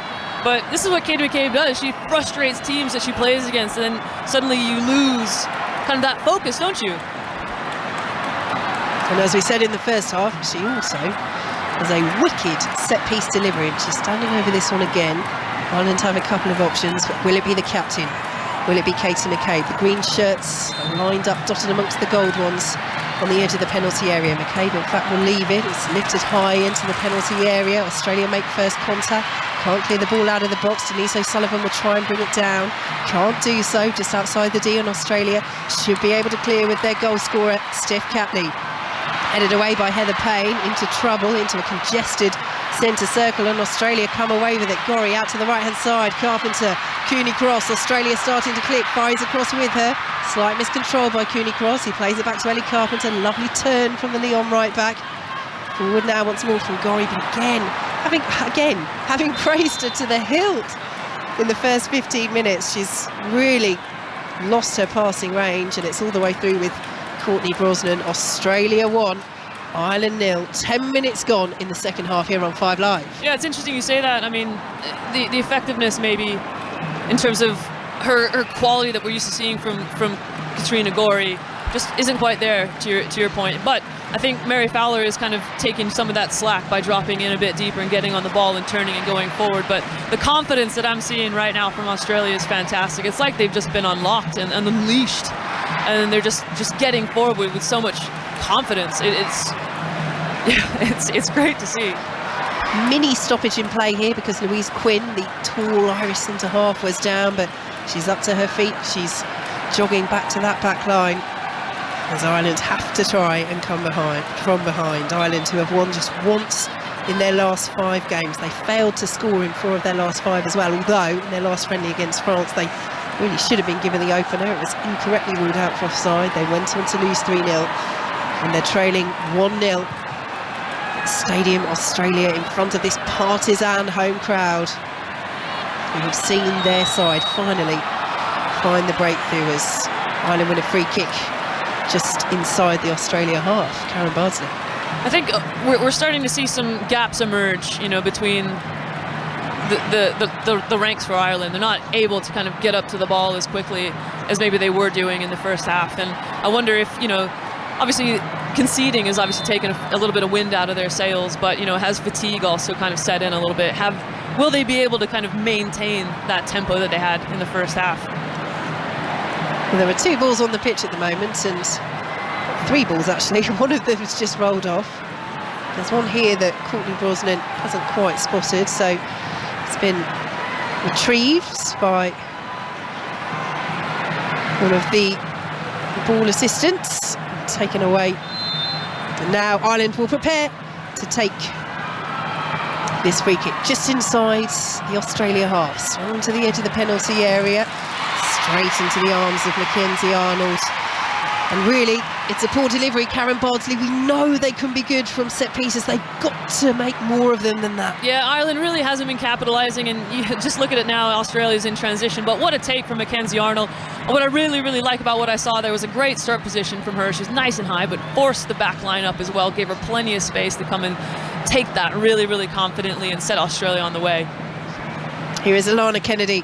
You're with us in Sydney on 5 Live at this Women's World Cup. Australia leading Ireland by a 1-0. Coverage of the Ashes continuing over on 5 Sports Extra. We'll have regular updates from the Open Golf as well, as Ireland come forward with Carusa playing the ball forward to Shiva, looking for that run. Shiva, who gave away the penalty, but it's all the way through with Mackenzie Arnold. Vera Pauw stands, her arms folded on the edge of her technical area. Well, this won't be a surprise to Ireland in terms of the expectation that Australia had coming into this match, but tactically, what can she do to change it? They're obviously playing with the back 5. They can make that more advanced in that formation, change it into more of a back 3 and get the wing backs further forward, or they can swap to a 4 at the back. Plenty of possibilities. I think at the minute it's just about taking those risks, about getting numbers forward. At the minute you're obviously down 1-0. Do you want to concede again? At the end of the day, it would be the same points tally, if you concede 0. So do you want to take those risks? Do you want to try and grow in momentum? Because I do think they need to start pushing forward. I think we need to see a bit more from the midfield, because Carusa at the moment in time is just working in isolation. It's a big shift and she's going to fatigue. Australia with the ball on the halfway line, leading by a 0. Out to the left-hand side they come, and Caitlin Ford played forward now to Mary Fowler, edge of the penalty area. Poor ball from Fowler, plays it straight to Denise O'Sullivan. She overruns it, and Australia win it back. Let's head to Old Trafford and the Ashes. Ellie Oldroyd.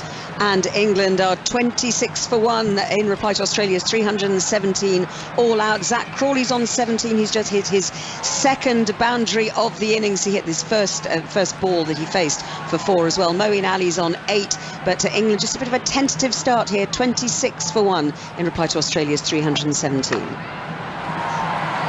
Thanks, Ellie. Ball by ball coverage continues with Ellie and the team over on 5 Sports Extra, and you can take us with you wherever you go on BBC Sounds, whether it's the golf, the football, the cricket.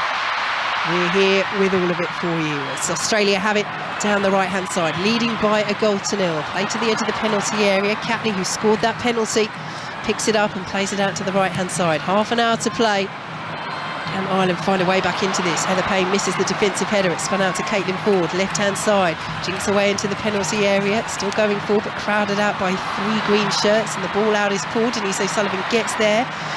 Collides with Catley.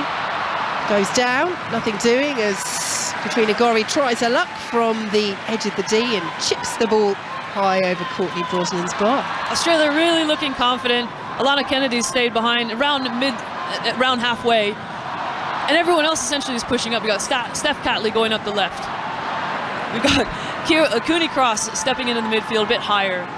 We got Gorey staying in behind a little bit, and Mary Fowler pushing on. It's just numbers going forward. It doesn't look like they're that concerned about the Irish attack at this moment in time. Brosnan launches it forward. The Ireland goalkeeper, Mary Fowler, wins the header for Australia. Coming once again, Niamh Fahey, the Liverpool captain, gets there. Clears the ball away. It's picked up by the Ireland striker, Kira Carusa. You wonder if we will see Amber Barrett at some point, their heroine in the playoff final against Scotland, to reach this World Cup, their first major tournament. Because they need something, Ireland. But that's the challenge for Vera Pauw's side. If they open up, Australia can pick them off at the back. Even an Australia without Sam Kerr, as we're seeing this evening, can find a way to hurt you. But it's credit to Ireland that they held them at bay for so long, and it is only a penalty that separates the sides, scored by Australia's captain on the night, Arsenal's Steph Catley, as free kick goes the way of Australia, and we are about to see two changes for Ireland. Abby Larkin and Lucy Quinn are coming on.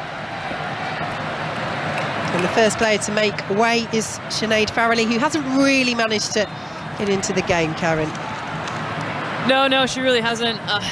In general, I think a lot of the wing play down this right has really been ineffective. We've seen a majority of it, obviously, down the left side with Katie McCabe. But yeah, this is certainly you'd like to hope that this will be an impetus for some momentum for the Irish.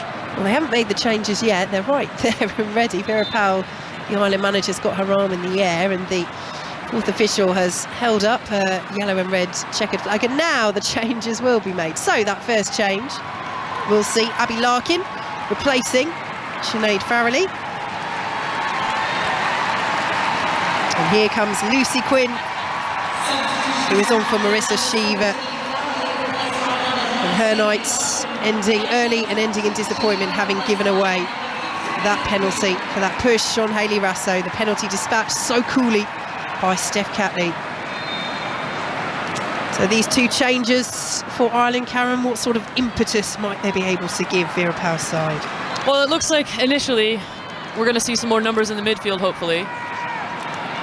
I mean, Lucy Quinn will be able to get about the pitch a lot. You know, she'll add some enthusiasm in terms of the pressure. She's taken up at that left side position just next to Caruso as well.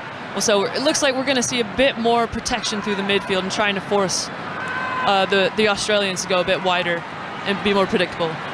Yeah, she's an experienced player, Lucy Quinn, as Australia have the ball midway through their own half. She plays with Birmingham, who were runners-up in the Women's Championship this season. Actually, was very involved in the opener when Ireland beat Australia in that friendly in Dublin a couple of years ago. It was her set piece that bounced off the post, bounced off Mackenzie Arnold and went in for an own goal. She tried her best to claim it, Lucy Quinn. Unfortunately, it was not to be hers. Abby Larkin, 18 at the other end of the scale, is impressed with Shamrock Rovers in Ireland this season. 4 goals in 12 appearances. What a stage to make your World Cup bow in, as all of these Ireland players are doing here at Stadium Australia.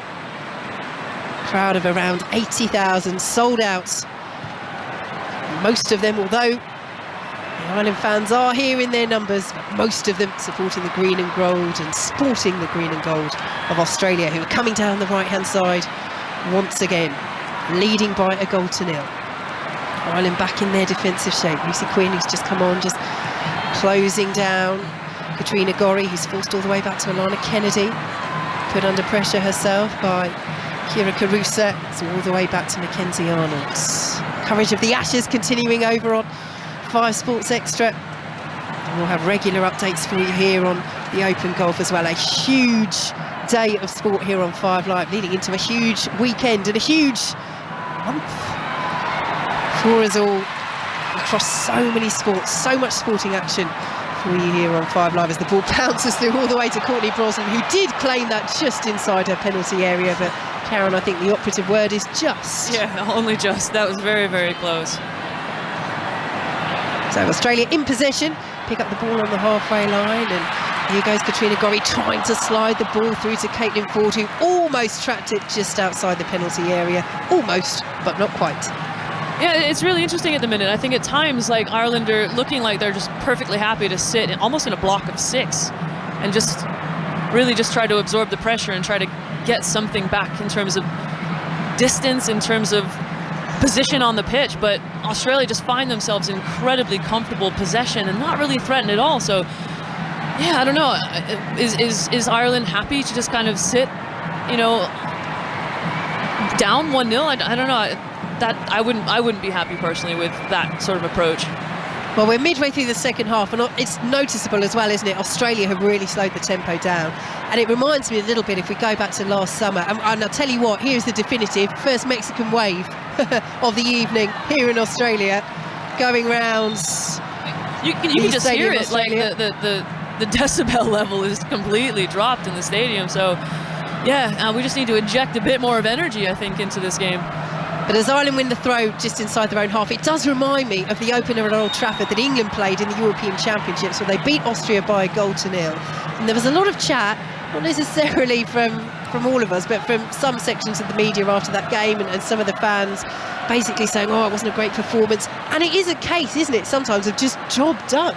You know, your co-host, you've seen New Zealand pull off an amazing result against Norway. They were real underdogs in that match. The other co-host, New Zealand, they managed to win at Eden Park by 1-0, missed a penalty as well. First one at the World Cup, but maybe Australia will take it up a gear. Shot driven from distance, deflected behind. It will be an Australia corner, and that's better from Katrina Gorry. That's right. You know, that's what we're used to seeing, is her picking up the ball and progressing it forward to the edge of the area. Still not, you know, the quality that we're used to seeing in terms of her getting the ball on target, and the quality of the execution of her passes still isn't quite there at the minute. But, you know, to your earlier point, the job just needs to get done, doesn't it? And so far, so good for Australia.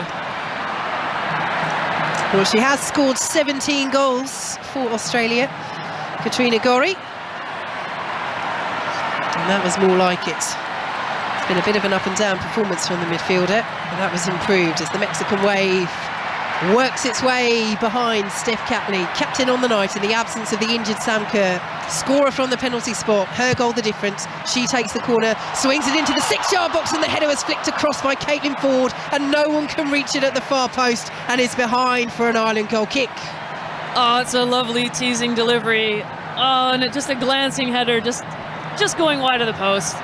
Early ball forward from Ireland. Heather Payne looking for the run of Carusa. It's cleared away by Mackenzie Arnold. Safety first, out of play for an Ireland throw, and Vera Powell throws it quickly to Denise O'Sullivan. And here now is the tempo change from Ireland.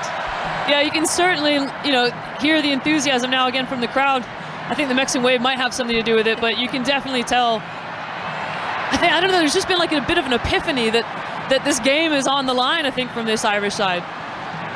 Out to the right-hand side go Ireland. Heather Payne swings the ball into the penalty area, cleared away by Alana Kennedy, helped on by Rasso. McKay picks it up, 25 yards out. We've seen her score some stunners from there, but she plays it out to the left-hand side instead. And Ireland will now swing the ball into the penalty area. Mackenzie Arnold's come a long way. Big punch from the West Ham number 1. Denise O'Sullivan loses out for Ireland. And here come Australia, played forward. Caitlin Ford out to the right-hand side. Dink forward now to Courtney Vine, who's looked so dangerous when she's got going down this left, but she'll stop now. She's got 2 green shirts with her, tries to skip between them. O'Sullivan and Payne, and they stand up and collect the ball, and Payne is over the halfway line. Down the right-hand side, Australia 1, Ireland 0.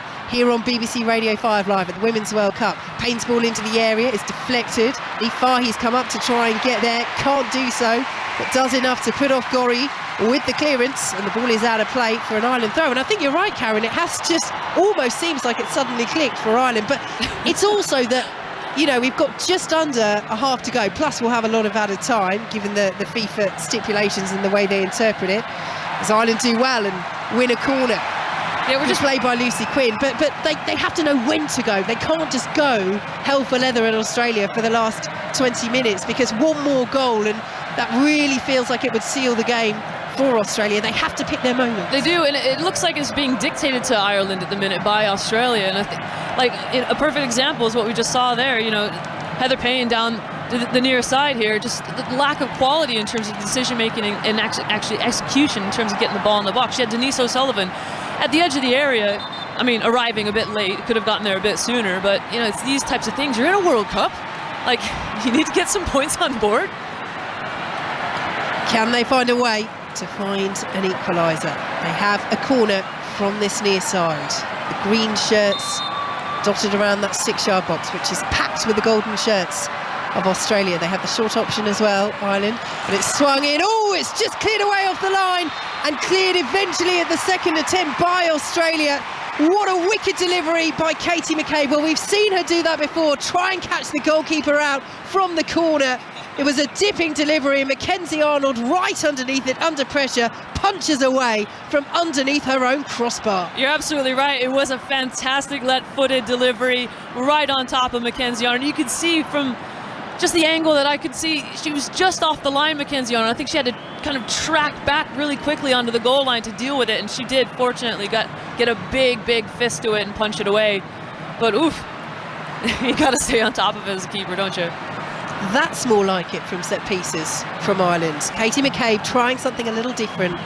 Yes, they have the height in there if they go to the 6-yard box, but so do Australia. Alana Kennedy in particular, so dominant in the air. Hasn't quite been working for Ireland from the rare set pieces they've had. That was better as Australia have it just inside their own half. I'm feeling really frustrated for Cruz because she was pressing in isolation and not really getting any sort of help from Ireland. And just getting into that mid-block for Ireland is where they seem happiest in terms of winning the ball back. But it needs to be more consistent. Free kick to Ireland, just inside their own half. The Mexican wave is still going, the Ireland fans joining in as well. Good effort from the crowd here at Stadium Australia. Around 80,000 it holds. As Ireland come down the right-hand side, Heather Payne's ball into the area. Mackenzie Arnold had to watch it all the way, allows it to bounce because there was no green shirt near enough, and claims the ball over on that right-hand side of her penalty area. Australia 1, Ireland 0, but the tempo has stepped up from both sides. It has. Ireland, I think, understand kind of really that they're not out of this game at all. Like, they have the opportunities, they just need to believe, and I think they have been for the majority of that first half. But yeah, in terms of build-up, in terms of possession, Australia have certainly dominated. Ireland have won it back though. Down the left-hand side they go. Opportunity perhaps for Larkin. Good sliding challenge, makes the block, and it will be a corner. Good defending there by Katrina Gorry, the midfielder for Australia, coming back, and the 18-year-old Abby Larkin is congratulated for that run. Yeah, it's a great ball down the line. I mean, but fantastic defending from Gorry. Really last-ditch stuff. You can just see how much this means to this Australia side.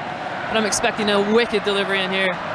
They really tested Mackenzie Arnold from the last corner. This time it will be Megan Connolly to take it from that left-hand side. The green shirts peppering that 6-yard box once again. Little John standing right on Arnold, who does get the punch. Once again, it was dipping under the crossbar as the drive from Denise O'Sullivan on the edge of the area is over the bar. But she's done well there again, Mackenzie Arnold. Yeah, again, lots of pressure. The ball piled right on top of her in terms of the delivery. And it's just unfortunate in terms of the quality from Denise O'Sullivan. The ball just sits really, really nicely for her at the edge of the area, but unfortunately she just skied it over the crossbar. So first change for Australia. Emily Van Egmond will come on and replace Courtney Vine, who's been impressive down that left-hand side, Karen. She has, she's been really, really, we've seen some intricate passing and involvement with the midfield. And with Mary Fowler threatening in behind, with Caitlin Ford threatening in behind, she's been able to find them and link up really, really nicely. So, I think she'll be happy with her day at the office. Plays for San Diego Wave in the NWSL. Emily Van Egmond, and has one of the best how I got into football stories I think I've ever heard. Australia have a goal kick, so I've got time to tell you. She played for the first time as a kid when her twin brother had a tantrum because he didn't want to wear a certain colour of football socks. It was he who was supposed to be going to a football day as Ireland come forwards, give the ball away just outside the Australia penalty area. But they were very young, he had a tantrum, didn't want to wear the colour socks, so she went instead and she loved it. She put the socks on, it was fine for her. And now she's playing in a World Cup for Australia as Ireland come down the right-hand side. Here is Heather Payne, plays the ball behind, and it will be an Ireland corner. This, without doubt, Karen, is their best spell of the game. Yeah, certainly. I think they've really, really, I don't know what's just happened in terms of the penny has just dropped for Ireland. But again, Katie McCabe coming on the inside, that substitution maybe has given Ireland a bit of a lift as well. And it will be McCabe to take this corner from the left-hand side. Last time she did this, it was a wicked delivery that was just punched away by Mackenzie Arnold. She has a short option as well, but she swings it in, and Arnold this time doesn't get there, but Australia do win the header. Send the ball out to the left-hand side. It will be picked up by Arusha Littlejohn for Ireland. Down to the corner flag she goes. She's being held up well. Littlejohn just trying to retain possession and wins the throw. Yeah, unfortunate. It didn't quite capitalise on that moment, but I mean, Katie McCabe coming across again to take this throw. It looks like she's going to try and stabilise the team a little bit. Well, this is where they'd love the long throw of Megan Connolly, isn't it? They are missing a couple of big players through injury for this World Cup. Megan Campbell, of Liverpool is one of them. Megan Connolly is on the pitch. Aoife Mannion as well. Manchester United half a shout for handball. Ireland have it in the penalty area. Shot is blocked, falls to Payne, blocked once more and cleared away as the Ireland fans continue to scream for a penalty. We do have VAR. They will look at it, but it's cleared all the way up to Courtney Brosnan. But again, do you know what? It's as much Ireland taking this game to Australia as it is nerves creeping in for the Matildas. You can sense it around the stadium. Yeah, absolutely. I think, going back to your earlier point around the anxiousness around that home opener back at Old Trafford for the Lionesses last summer, the anxiety around that game just before that last goal went in, I mean, it was palpable. You could feel it in the entire stadium. But now the opportunities are coming for Ireland, but I'm wondering if it's more the mistakes that are coming from Australia that are creating those opportunities. But regardless, unfortunately, the quality just hasn't been there in front of goal. So the official attendance is announced 75,784. Now, it is a sellout crowd. The capacity is usually over 80,000. We did hear from FIFA that it might be around 75,000 because of various broadcast seats and commitments. They tend to change over the tournament. They never seem to quite know what they're going to need, FIFA. So it is a sellout crowd, 75,000 in here. And watching Australia at the moment labouring towards full time and hoping to hold on to this 1-0 lead. But Ireland with the ball into the penalty area, goes behind for a corner. Good driving run from Lucy Quinn, putting off the Australia back line. And Lucy Quinn and Abby Larkin have made a real difference since coming off the bench. Absolutely. I think you can tell that Ireland are really, really going for it now. They're putting their numbers forward. They've taken the brakes off. It looks like they're getting loads of numbers into the box. They look so much more confident, and they've got nothing to lose. So Katie McCabe is over once again to this near side. Again, she's got the short option with Larkin. And her set-piece delivery is so dangerous. I think she'll swing it in, and she does so. And this time, Mackenzie Arnold right there, claims the ball, goes down on her goal line, whistle's gone. And I think she might take her time here, Mackenzie Arnold, the Australia goalkeeper. 12 minutes to play, plus added time, of which there will be, we think, a significant amount. And it is still Australia 1, Ireland 0. Let's head to the Open, where we find John Murray. Out on the course, Vicky, where I can tell you that the amateur champion Christo Lamprecht, 6'8" from South Africa, has birdied the 18th for a round of 66 and leads the Open Championship on this first morning. He's 5 under par. Former champion Stuart Sink at the other end of the age range is playing the 18th. He's 3 under, and amongst a group of players on 2 under are the local boy Matthew Jordan, who hit the first shot of this Open Championship. So he's 2 under par. And by the way, I'm watching one of the leading Australian sports people of the moment, Cameron Smith, the defending champion, who is 1 under, playing the 10th. Thanks very much, John. He'll be happy with this scoreline, if not the way that Australia are holding on to it at the moment, because it's a little bit nervy inside Stadium Australia. But a huge day of sport continues right throughout the day and into the evening here on 5 Live. Plenty of updates from the Open Golf to come throughout the day. You can listen to coverage of the Ashes, the 4th Test, second day, over on 5 Sports Extra with Ellie and the team. And we're still not underway. And we said at the time, Karen, she's going to stay down a bit here, Mackenzie Arnold, and just take a bit of time. This looks more than I'm just taking my time to get up to my feet. This looks as though she might have fallen awkwardly or just got a little push as she claimed that ball. Yeah, and she's still receiving treatment, the Australia number 1. It seemed really, really innocuous. I mean, we saw a few replays. It was just a bog standard collection from a Katie McCabe corner. It was an in-swinger. A little bit of traffic around Mackenzie Arnold, but nothing that seemed to really trouble her that much. It wasn't a clean catch, but maybe she took some impact on the way down. But yeah, she stayed down for quite a long time. I'm surprised, to be honest. Well, the DJ clearly feels that the gap has been long enough because he started the music up. Let's get it started, right? I don't know if I've heard that during a football match. What's he trying to say? Listen to the cricket, Ellie Oldroyd. A little bit of a nervy start for England, but they reached 44 for 1. They lost Ben Duckett early on, caught behind off the bowling of Mitchell Stark for 1. But Zach Crawley, Moeen Ali are playing sensibly, not chanceless, though. Zach Crawley edging just short of Warner at slip a little bit earlier on off Stark. But Crawley's on 20. Moeen Ali's also on 20, coming in this unfamiliar position at number 3. He's just 3 runs short of reaching 3,000 runs in Test cricket, so that will be a milestone for him. But England having bowled Australia out for 317 earlier, of 44 for 1. Here come Australia into the penalty area. Gorry's effort is blocked, and Ireland will clear away, and they'll break over the halfway line with Lucy Quinn. That could be a huge moment in this game. Infield goes Quinn. There's space here for Ireland as they look to play it out to the right-hand side, but the final ball is poor. Carusa can't reach it, and Australia will clear away. Well, end-to-end there, Karen Bardsley. Ireland almost caught out at one end and then failing to punish Australia at the other. And here come Australia once more.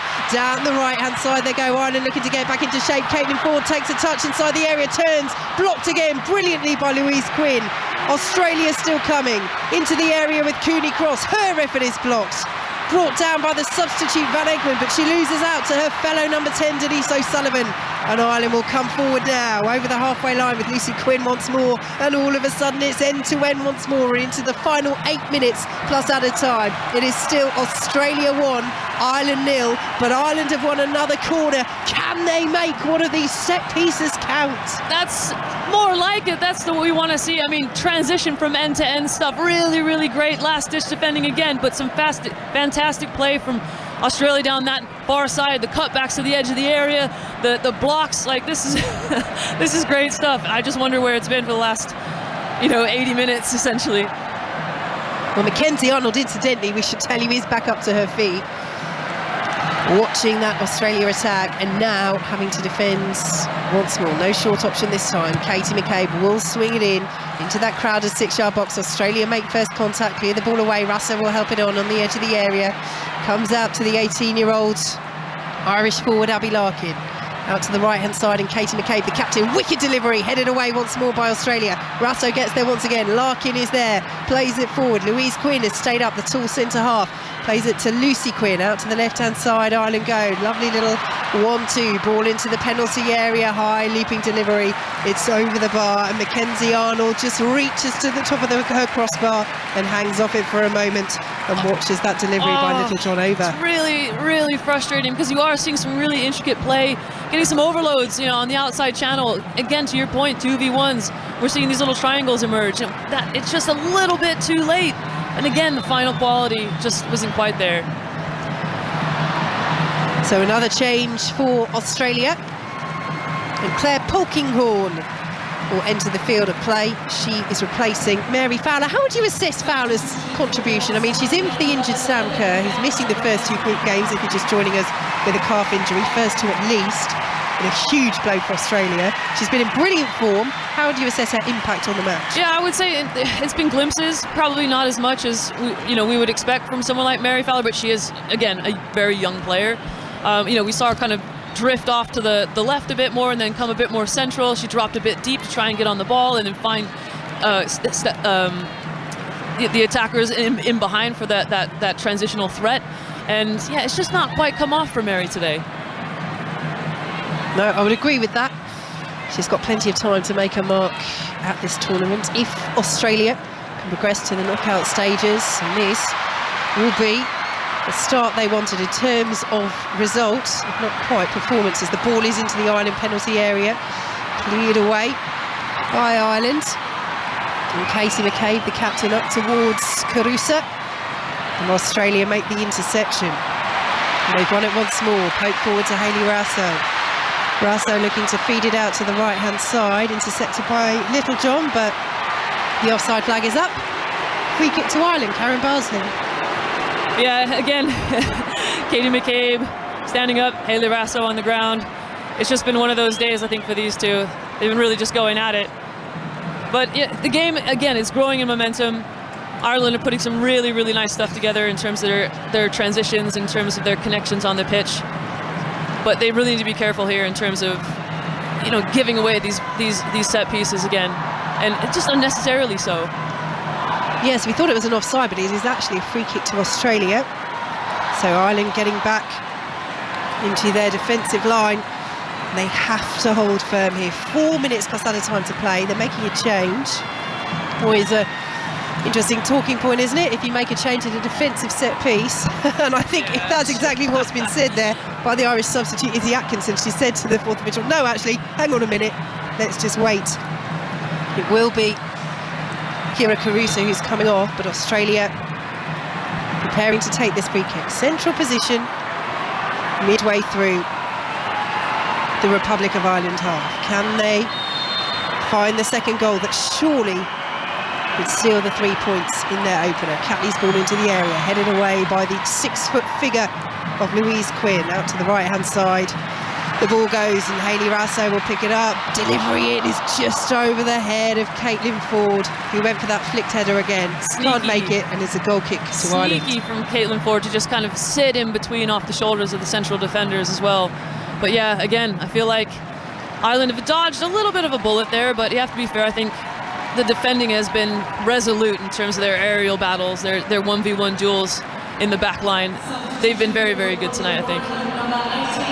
So now that change is made. Izzy Atkinson of West Ham is on, and Kyra Carusa makes way. So an attacking change for Ireland. Incidentally, that change, Polkinghorne for Fowler. For Australia, very much a defensive change. Polkinghorne, Australian legend in a defensive sense, the centre half, as Hayley Raso wins the ball left-hand side. They're attacking once more the Ireland penalty area, but happy enough with Van Egmond to go back. Australia, they lead by a goal to nil, 90 seconds plus added time to play. But as we say, given FIFA's interpretation of being very strict on stoppages, we think, as we saw at the Men's World Cup earlier in this season, we will have a significant amount, perhaps hope for Ireland, but they've got to get hold of the ball. Headed away for Ireland by Heather Payne, up towards halfway. Ellie Carpenter sends it forward once more. Hayley Raso will play it forward again for Australia, intercepted by Megan Connolly. Cleared away at the back by Ireland, Karen Bardsley. Again, just really poor quality in terms of the decision making, or whether to go in behind the Australian defence or whether to play in front. It's just a little bit of a disconnect, in like pretty large spaces are starting to emerge in between the Irish lines, making it difficult to win those second balls. They're in possession with Denise O'Sullivan out to the right hand side, and 18-year-old Abby Larkin. Can Ireland fashion a chance in these closing minutes? Larkin's ball in is too close to Mackenzie Arnold, and you can hear the relief around Stadium Australia as she claims that, and she has dealt with deliveries very well. That was straightforward, but some of the ones from set pieces haven't been. Yeah, no, exactly. I think the Katie McCabe corner, where Mackenzie Arnold just got caught off the line a little bit and had to kind of backpedal quickly to deal with it, was the only time I've seen her really get caught out. But it's been fairly straightforward for Mackenzie Arnold tonight. The Irish haven't really tested her a whole lot. Ball is cleared forward by Ireland once more. Here is Katie McCabe, the captain, trying to get forward and win possession. They need her up there. Ireland, they know that, and she's getting forward now as Australia clear away. Ireland send the ball forward once again. Lucy Quinn down right on the edge of the area, wins the free kick. Heavy challenge. Now, we know Katie McCabe can score from these sort of set pieces. And it's getting into now or never time for Ireland. 30 seconds of normal time to play. This is a fabulous opportunity. It's right in the middle of the left-hand side of the penalty area and the left-hand edge of that D, just outside the box. It's one of those, is it almost just slightly too close to the penalty area? Or do Ireland trust that Katie McCabe has the whip required to get over that golden wall? Oh, it's a difficult angle, and I think, to be honest, this is definitely more in Mackenzie Arnold's favour in the Australian goal. I mean, it's a decent sized wall. It's you know, in terms of the distance away from the goal, so it's going to protect that near post, and it's going to require some excellent execution from Katie McCabe if she is going to strike it. Well, Little John is there as well. 6 minutes of added time, so they'll certainly have time to take this.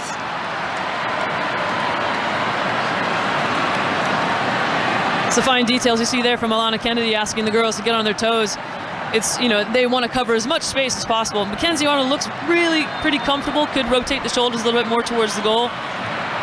So Connolly is there as well. It will be Connolly who strikes it, and it's just over the top of the bar. They're screaming for a handball, Ireland.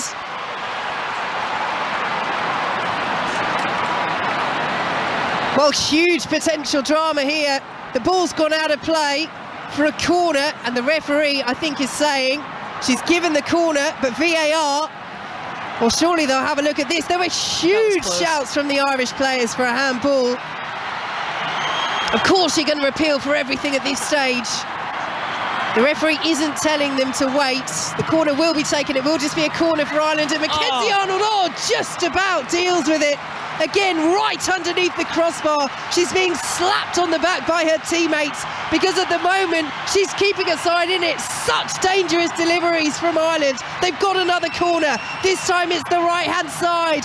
As the Irish flags around this stadium start to wave, they believe they're not out of this yet. Can they find the equaliser against Australia? It's another deep corner. It's to the far post. It's headed back across goal. And this time it will go out of play for an Australia goal kick. But Mackenzie Arnold, take a bow. This was the appeal for Republic of Ireland. Well, they're claiming for the corner, in fact, as we see the replay, and that's exactly what they got. There was no penalty shout in there at all. But they did get the corner, but Mackenzie Arnold dealt with it once more. What a fabulous save that is. Former England goalkeeper Karen Bardsley, talk us through that. Absolutely crucial. Big, giant left hand emerging from the crowd just above the crossbar to parry that on beyond the far post for Mackenzie Arnold. Really, really great effort. Came up absolutely clutch. 4 minutes of added time to play now. Ireland have won a free kick just outside the centre circle. Katie McCabe's gone down. Initially she was holding her face, then she decided to hold her ankle. I don't think there's going to be any further punishment there for Australia. It was Katrina Gorry.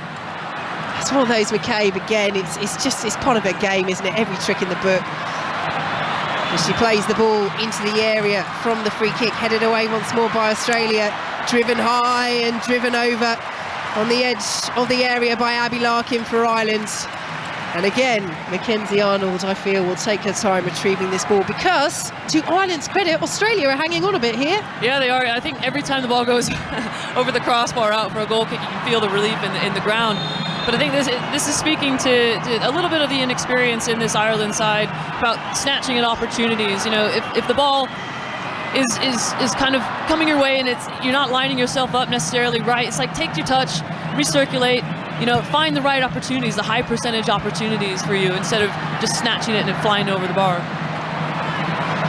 Well, that's it. We've just seen the stat in terms of shots on goal. They've had 7 to Australia's 13, but no shots on target for Ireland.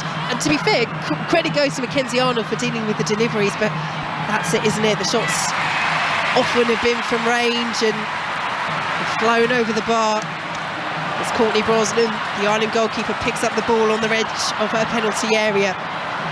1 minute and 10 seconds of added time to play. Australia 1, Ireland 0 here at the Women's World Cup in Sydney on 5 Live. Ireland making their major tournament debut. Is this first match, this historic occasion, going to end in defeat to the co-hosts, who are without Sam Kerr? But they found a way from the spot through Steph Catley, but they have not had it all their own way.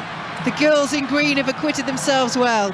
Is there to be a final flourish? Ireland have the ball on halfway. Played up towards the edge of the penalty area. Cleared away by Australia. Hayley Rasso won't latch onto it, and Ireland have it once more. Australia have a player down on the edge of their own penalty area. Ireland play on. Heather Payne's ball to the edge of the box. Headed forward. Lucy Quinn goes down. Fair challenge, says the referee. It's through with the Australia goalkeeper Mackenzie Arnold. And now the referee does stop play to see whether Steph Catley requires treatment. She's down just inside the Australia penalty area, and time is ticking away for Vera Pauw's Ireland. Yeah, it really is. You can feel the pressure. I mean, Australia are, maintaining the authority, I suppose you could say, in this game, but Ireland are certainly pressing. And this might be one of those opportunities as well for them to for Australia to regroup and just kind of see this game out.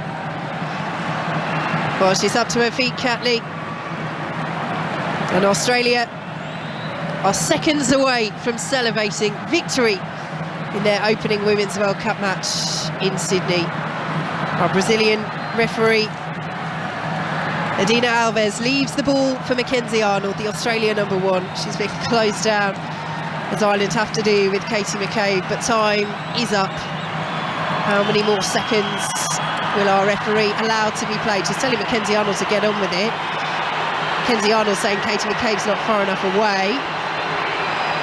He doesn't want to get a silly yellow card here as McCabe does close the ball down. Karen Bardsley, Goalkeepers Union, is almost up on her feet. You can't do that. Trying to play the ball forward, and there's a miscue, and could that prove controversial? Abby Larkin plays the ball into the area. McCabe trying to get the shot away. Mackenzie Mackenzie Arnold saves. Larkin is there again. Cleared away by Alana Kennedy. Throw to Ireland. That was the chance to snatch the equaliser. And how controversial might that clearance have been had Ireland scored the equaliser, essentially from winning the ball back from that play. Oh, and it fell right to Katie McCabe's feet. Ball into the area from Ireland, and the header is wide on the edge of the 6-yard box. We said that was the chance. There was the second chance. Louise Quinn, all 6 foot of her, made contact, but under pressure, flicked the header wide. Oh, they've had their chances in the closing stages, Ireland, but they haven't been able to take them against Australia. Oh, I can't believe it. This is just so painful to watch. The opportunities just keep coming and coming for Ireland. It's a great ball in again from Katie McCabe, whipped into the head of Quinn, and just cannot seem to direct it onto target. So Mackenzie Arnold this time launches over the halfway line, and this time the referee blows her whistle. Victory for Australia, the co-hosts in their opening Women's World Cup match. And for Ireland, their debut at a major tournament ends in defeat. It finishes in Sydney. Thanks to Steph Catley's penalty, Australia won, the Republic of Ireland 0. Karen Bardsley. Well, I mean, it certainly was a game that, you know, we saw a lot of transition throughout, saw a lot of possession and dominance from Australia. We saw, you know, some questions of confidence from Ireland, but they grew back into the game. They certainly created loads of chances to score, but just couldn't get that crucial ball in the back of the net. Really struggled to get the shots on target. And Marissa Shiva is in tears down there, wiping them away. She is the Ireland player who gave away that penalty, the push on Hayley Raso, and in the end, the only goal, the difference, the penalty from the spot from Steph Catley, and they did it without Sam Kerr. That will be a boost to Australia. It very much feels like job done, on to the next one. But what positives can Ireland take from this performance as they head into those games with Canada and Nigeria? Yeah, I mean, they've just taken the host to the end of it, you know what I mean? They've put up a great fight. They've matched them physically. They've gotten all up and down the pitch in terms of getting pressure on. They've created opportunities. Now, like, they're just getting another opportunity against the likes of Nigeria and likes of Canada, so they're still in this. So England with keen eyes on this group. Remember, the winners of this group play the runners-up in England's group and vice versa. But it's joy around Stadium Australia for fans of the Matildas. It finishes here in Sydney at the Women's World Cup. Australia 1, Ireland 0. Say, Karen, is joy, yes, but also relief, given how Ireland knocked on the door at the end. Oh, absolutely. I mean, you should have seen the bench like pile onto the pitch after the final whistle went, and everyone was just kind of celebrating and so, you know, just full of excitement. But yeah, I think relief is certainly a good way for it. I mean, it was tense the last few moments there. Vicky, Karen, thank you very much. And don't forget, we have England-Haiti on Saturday morning.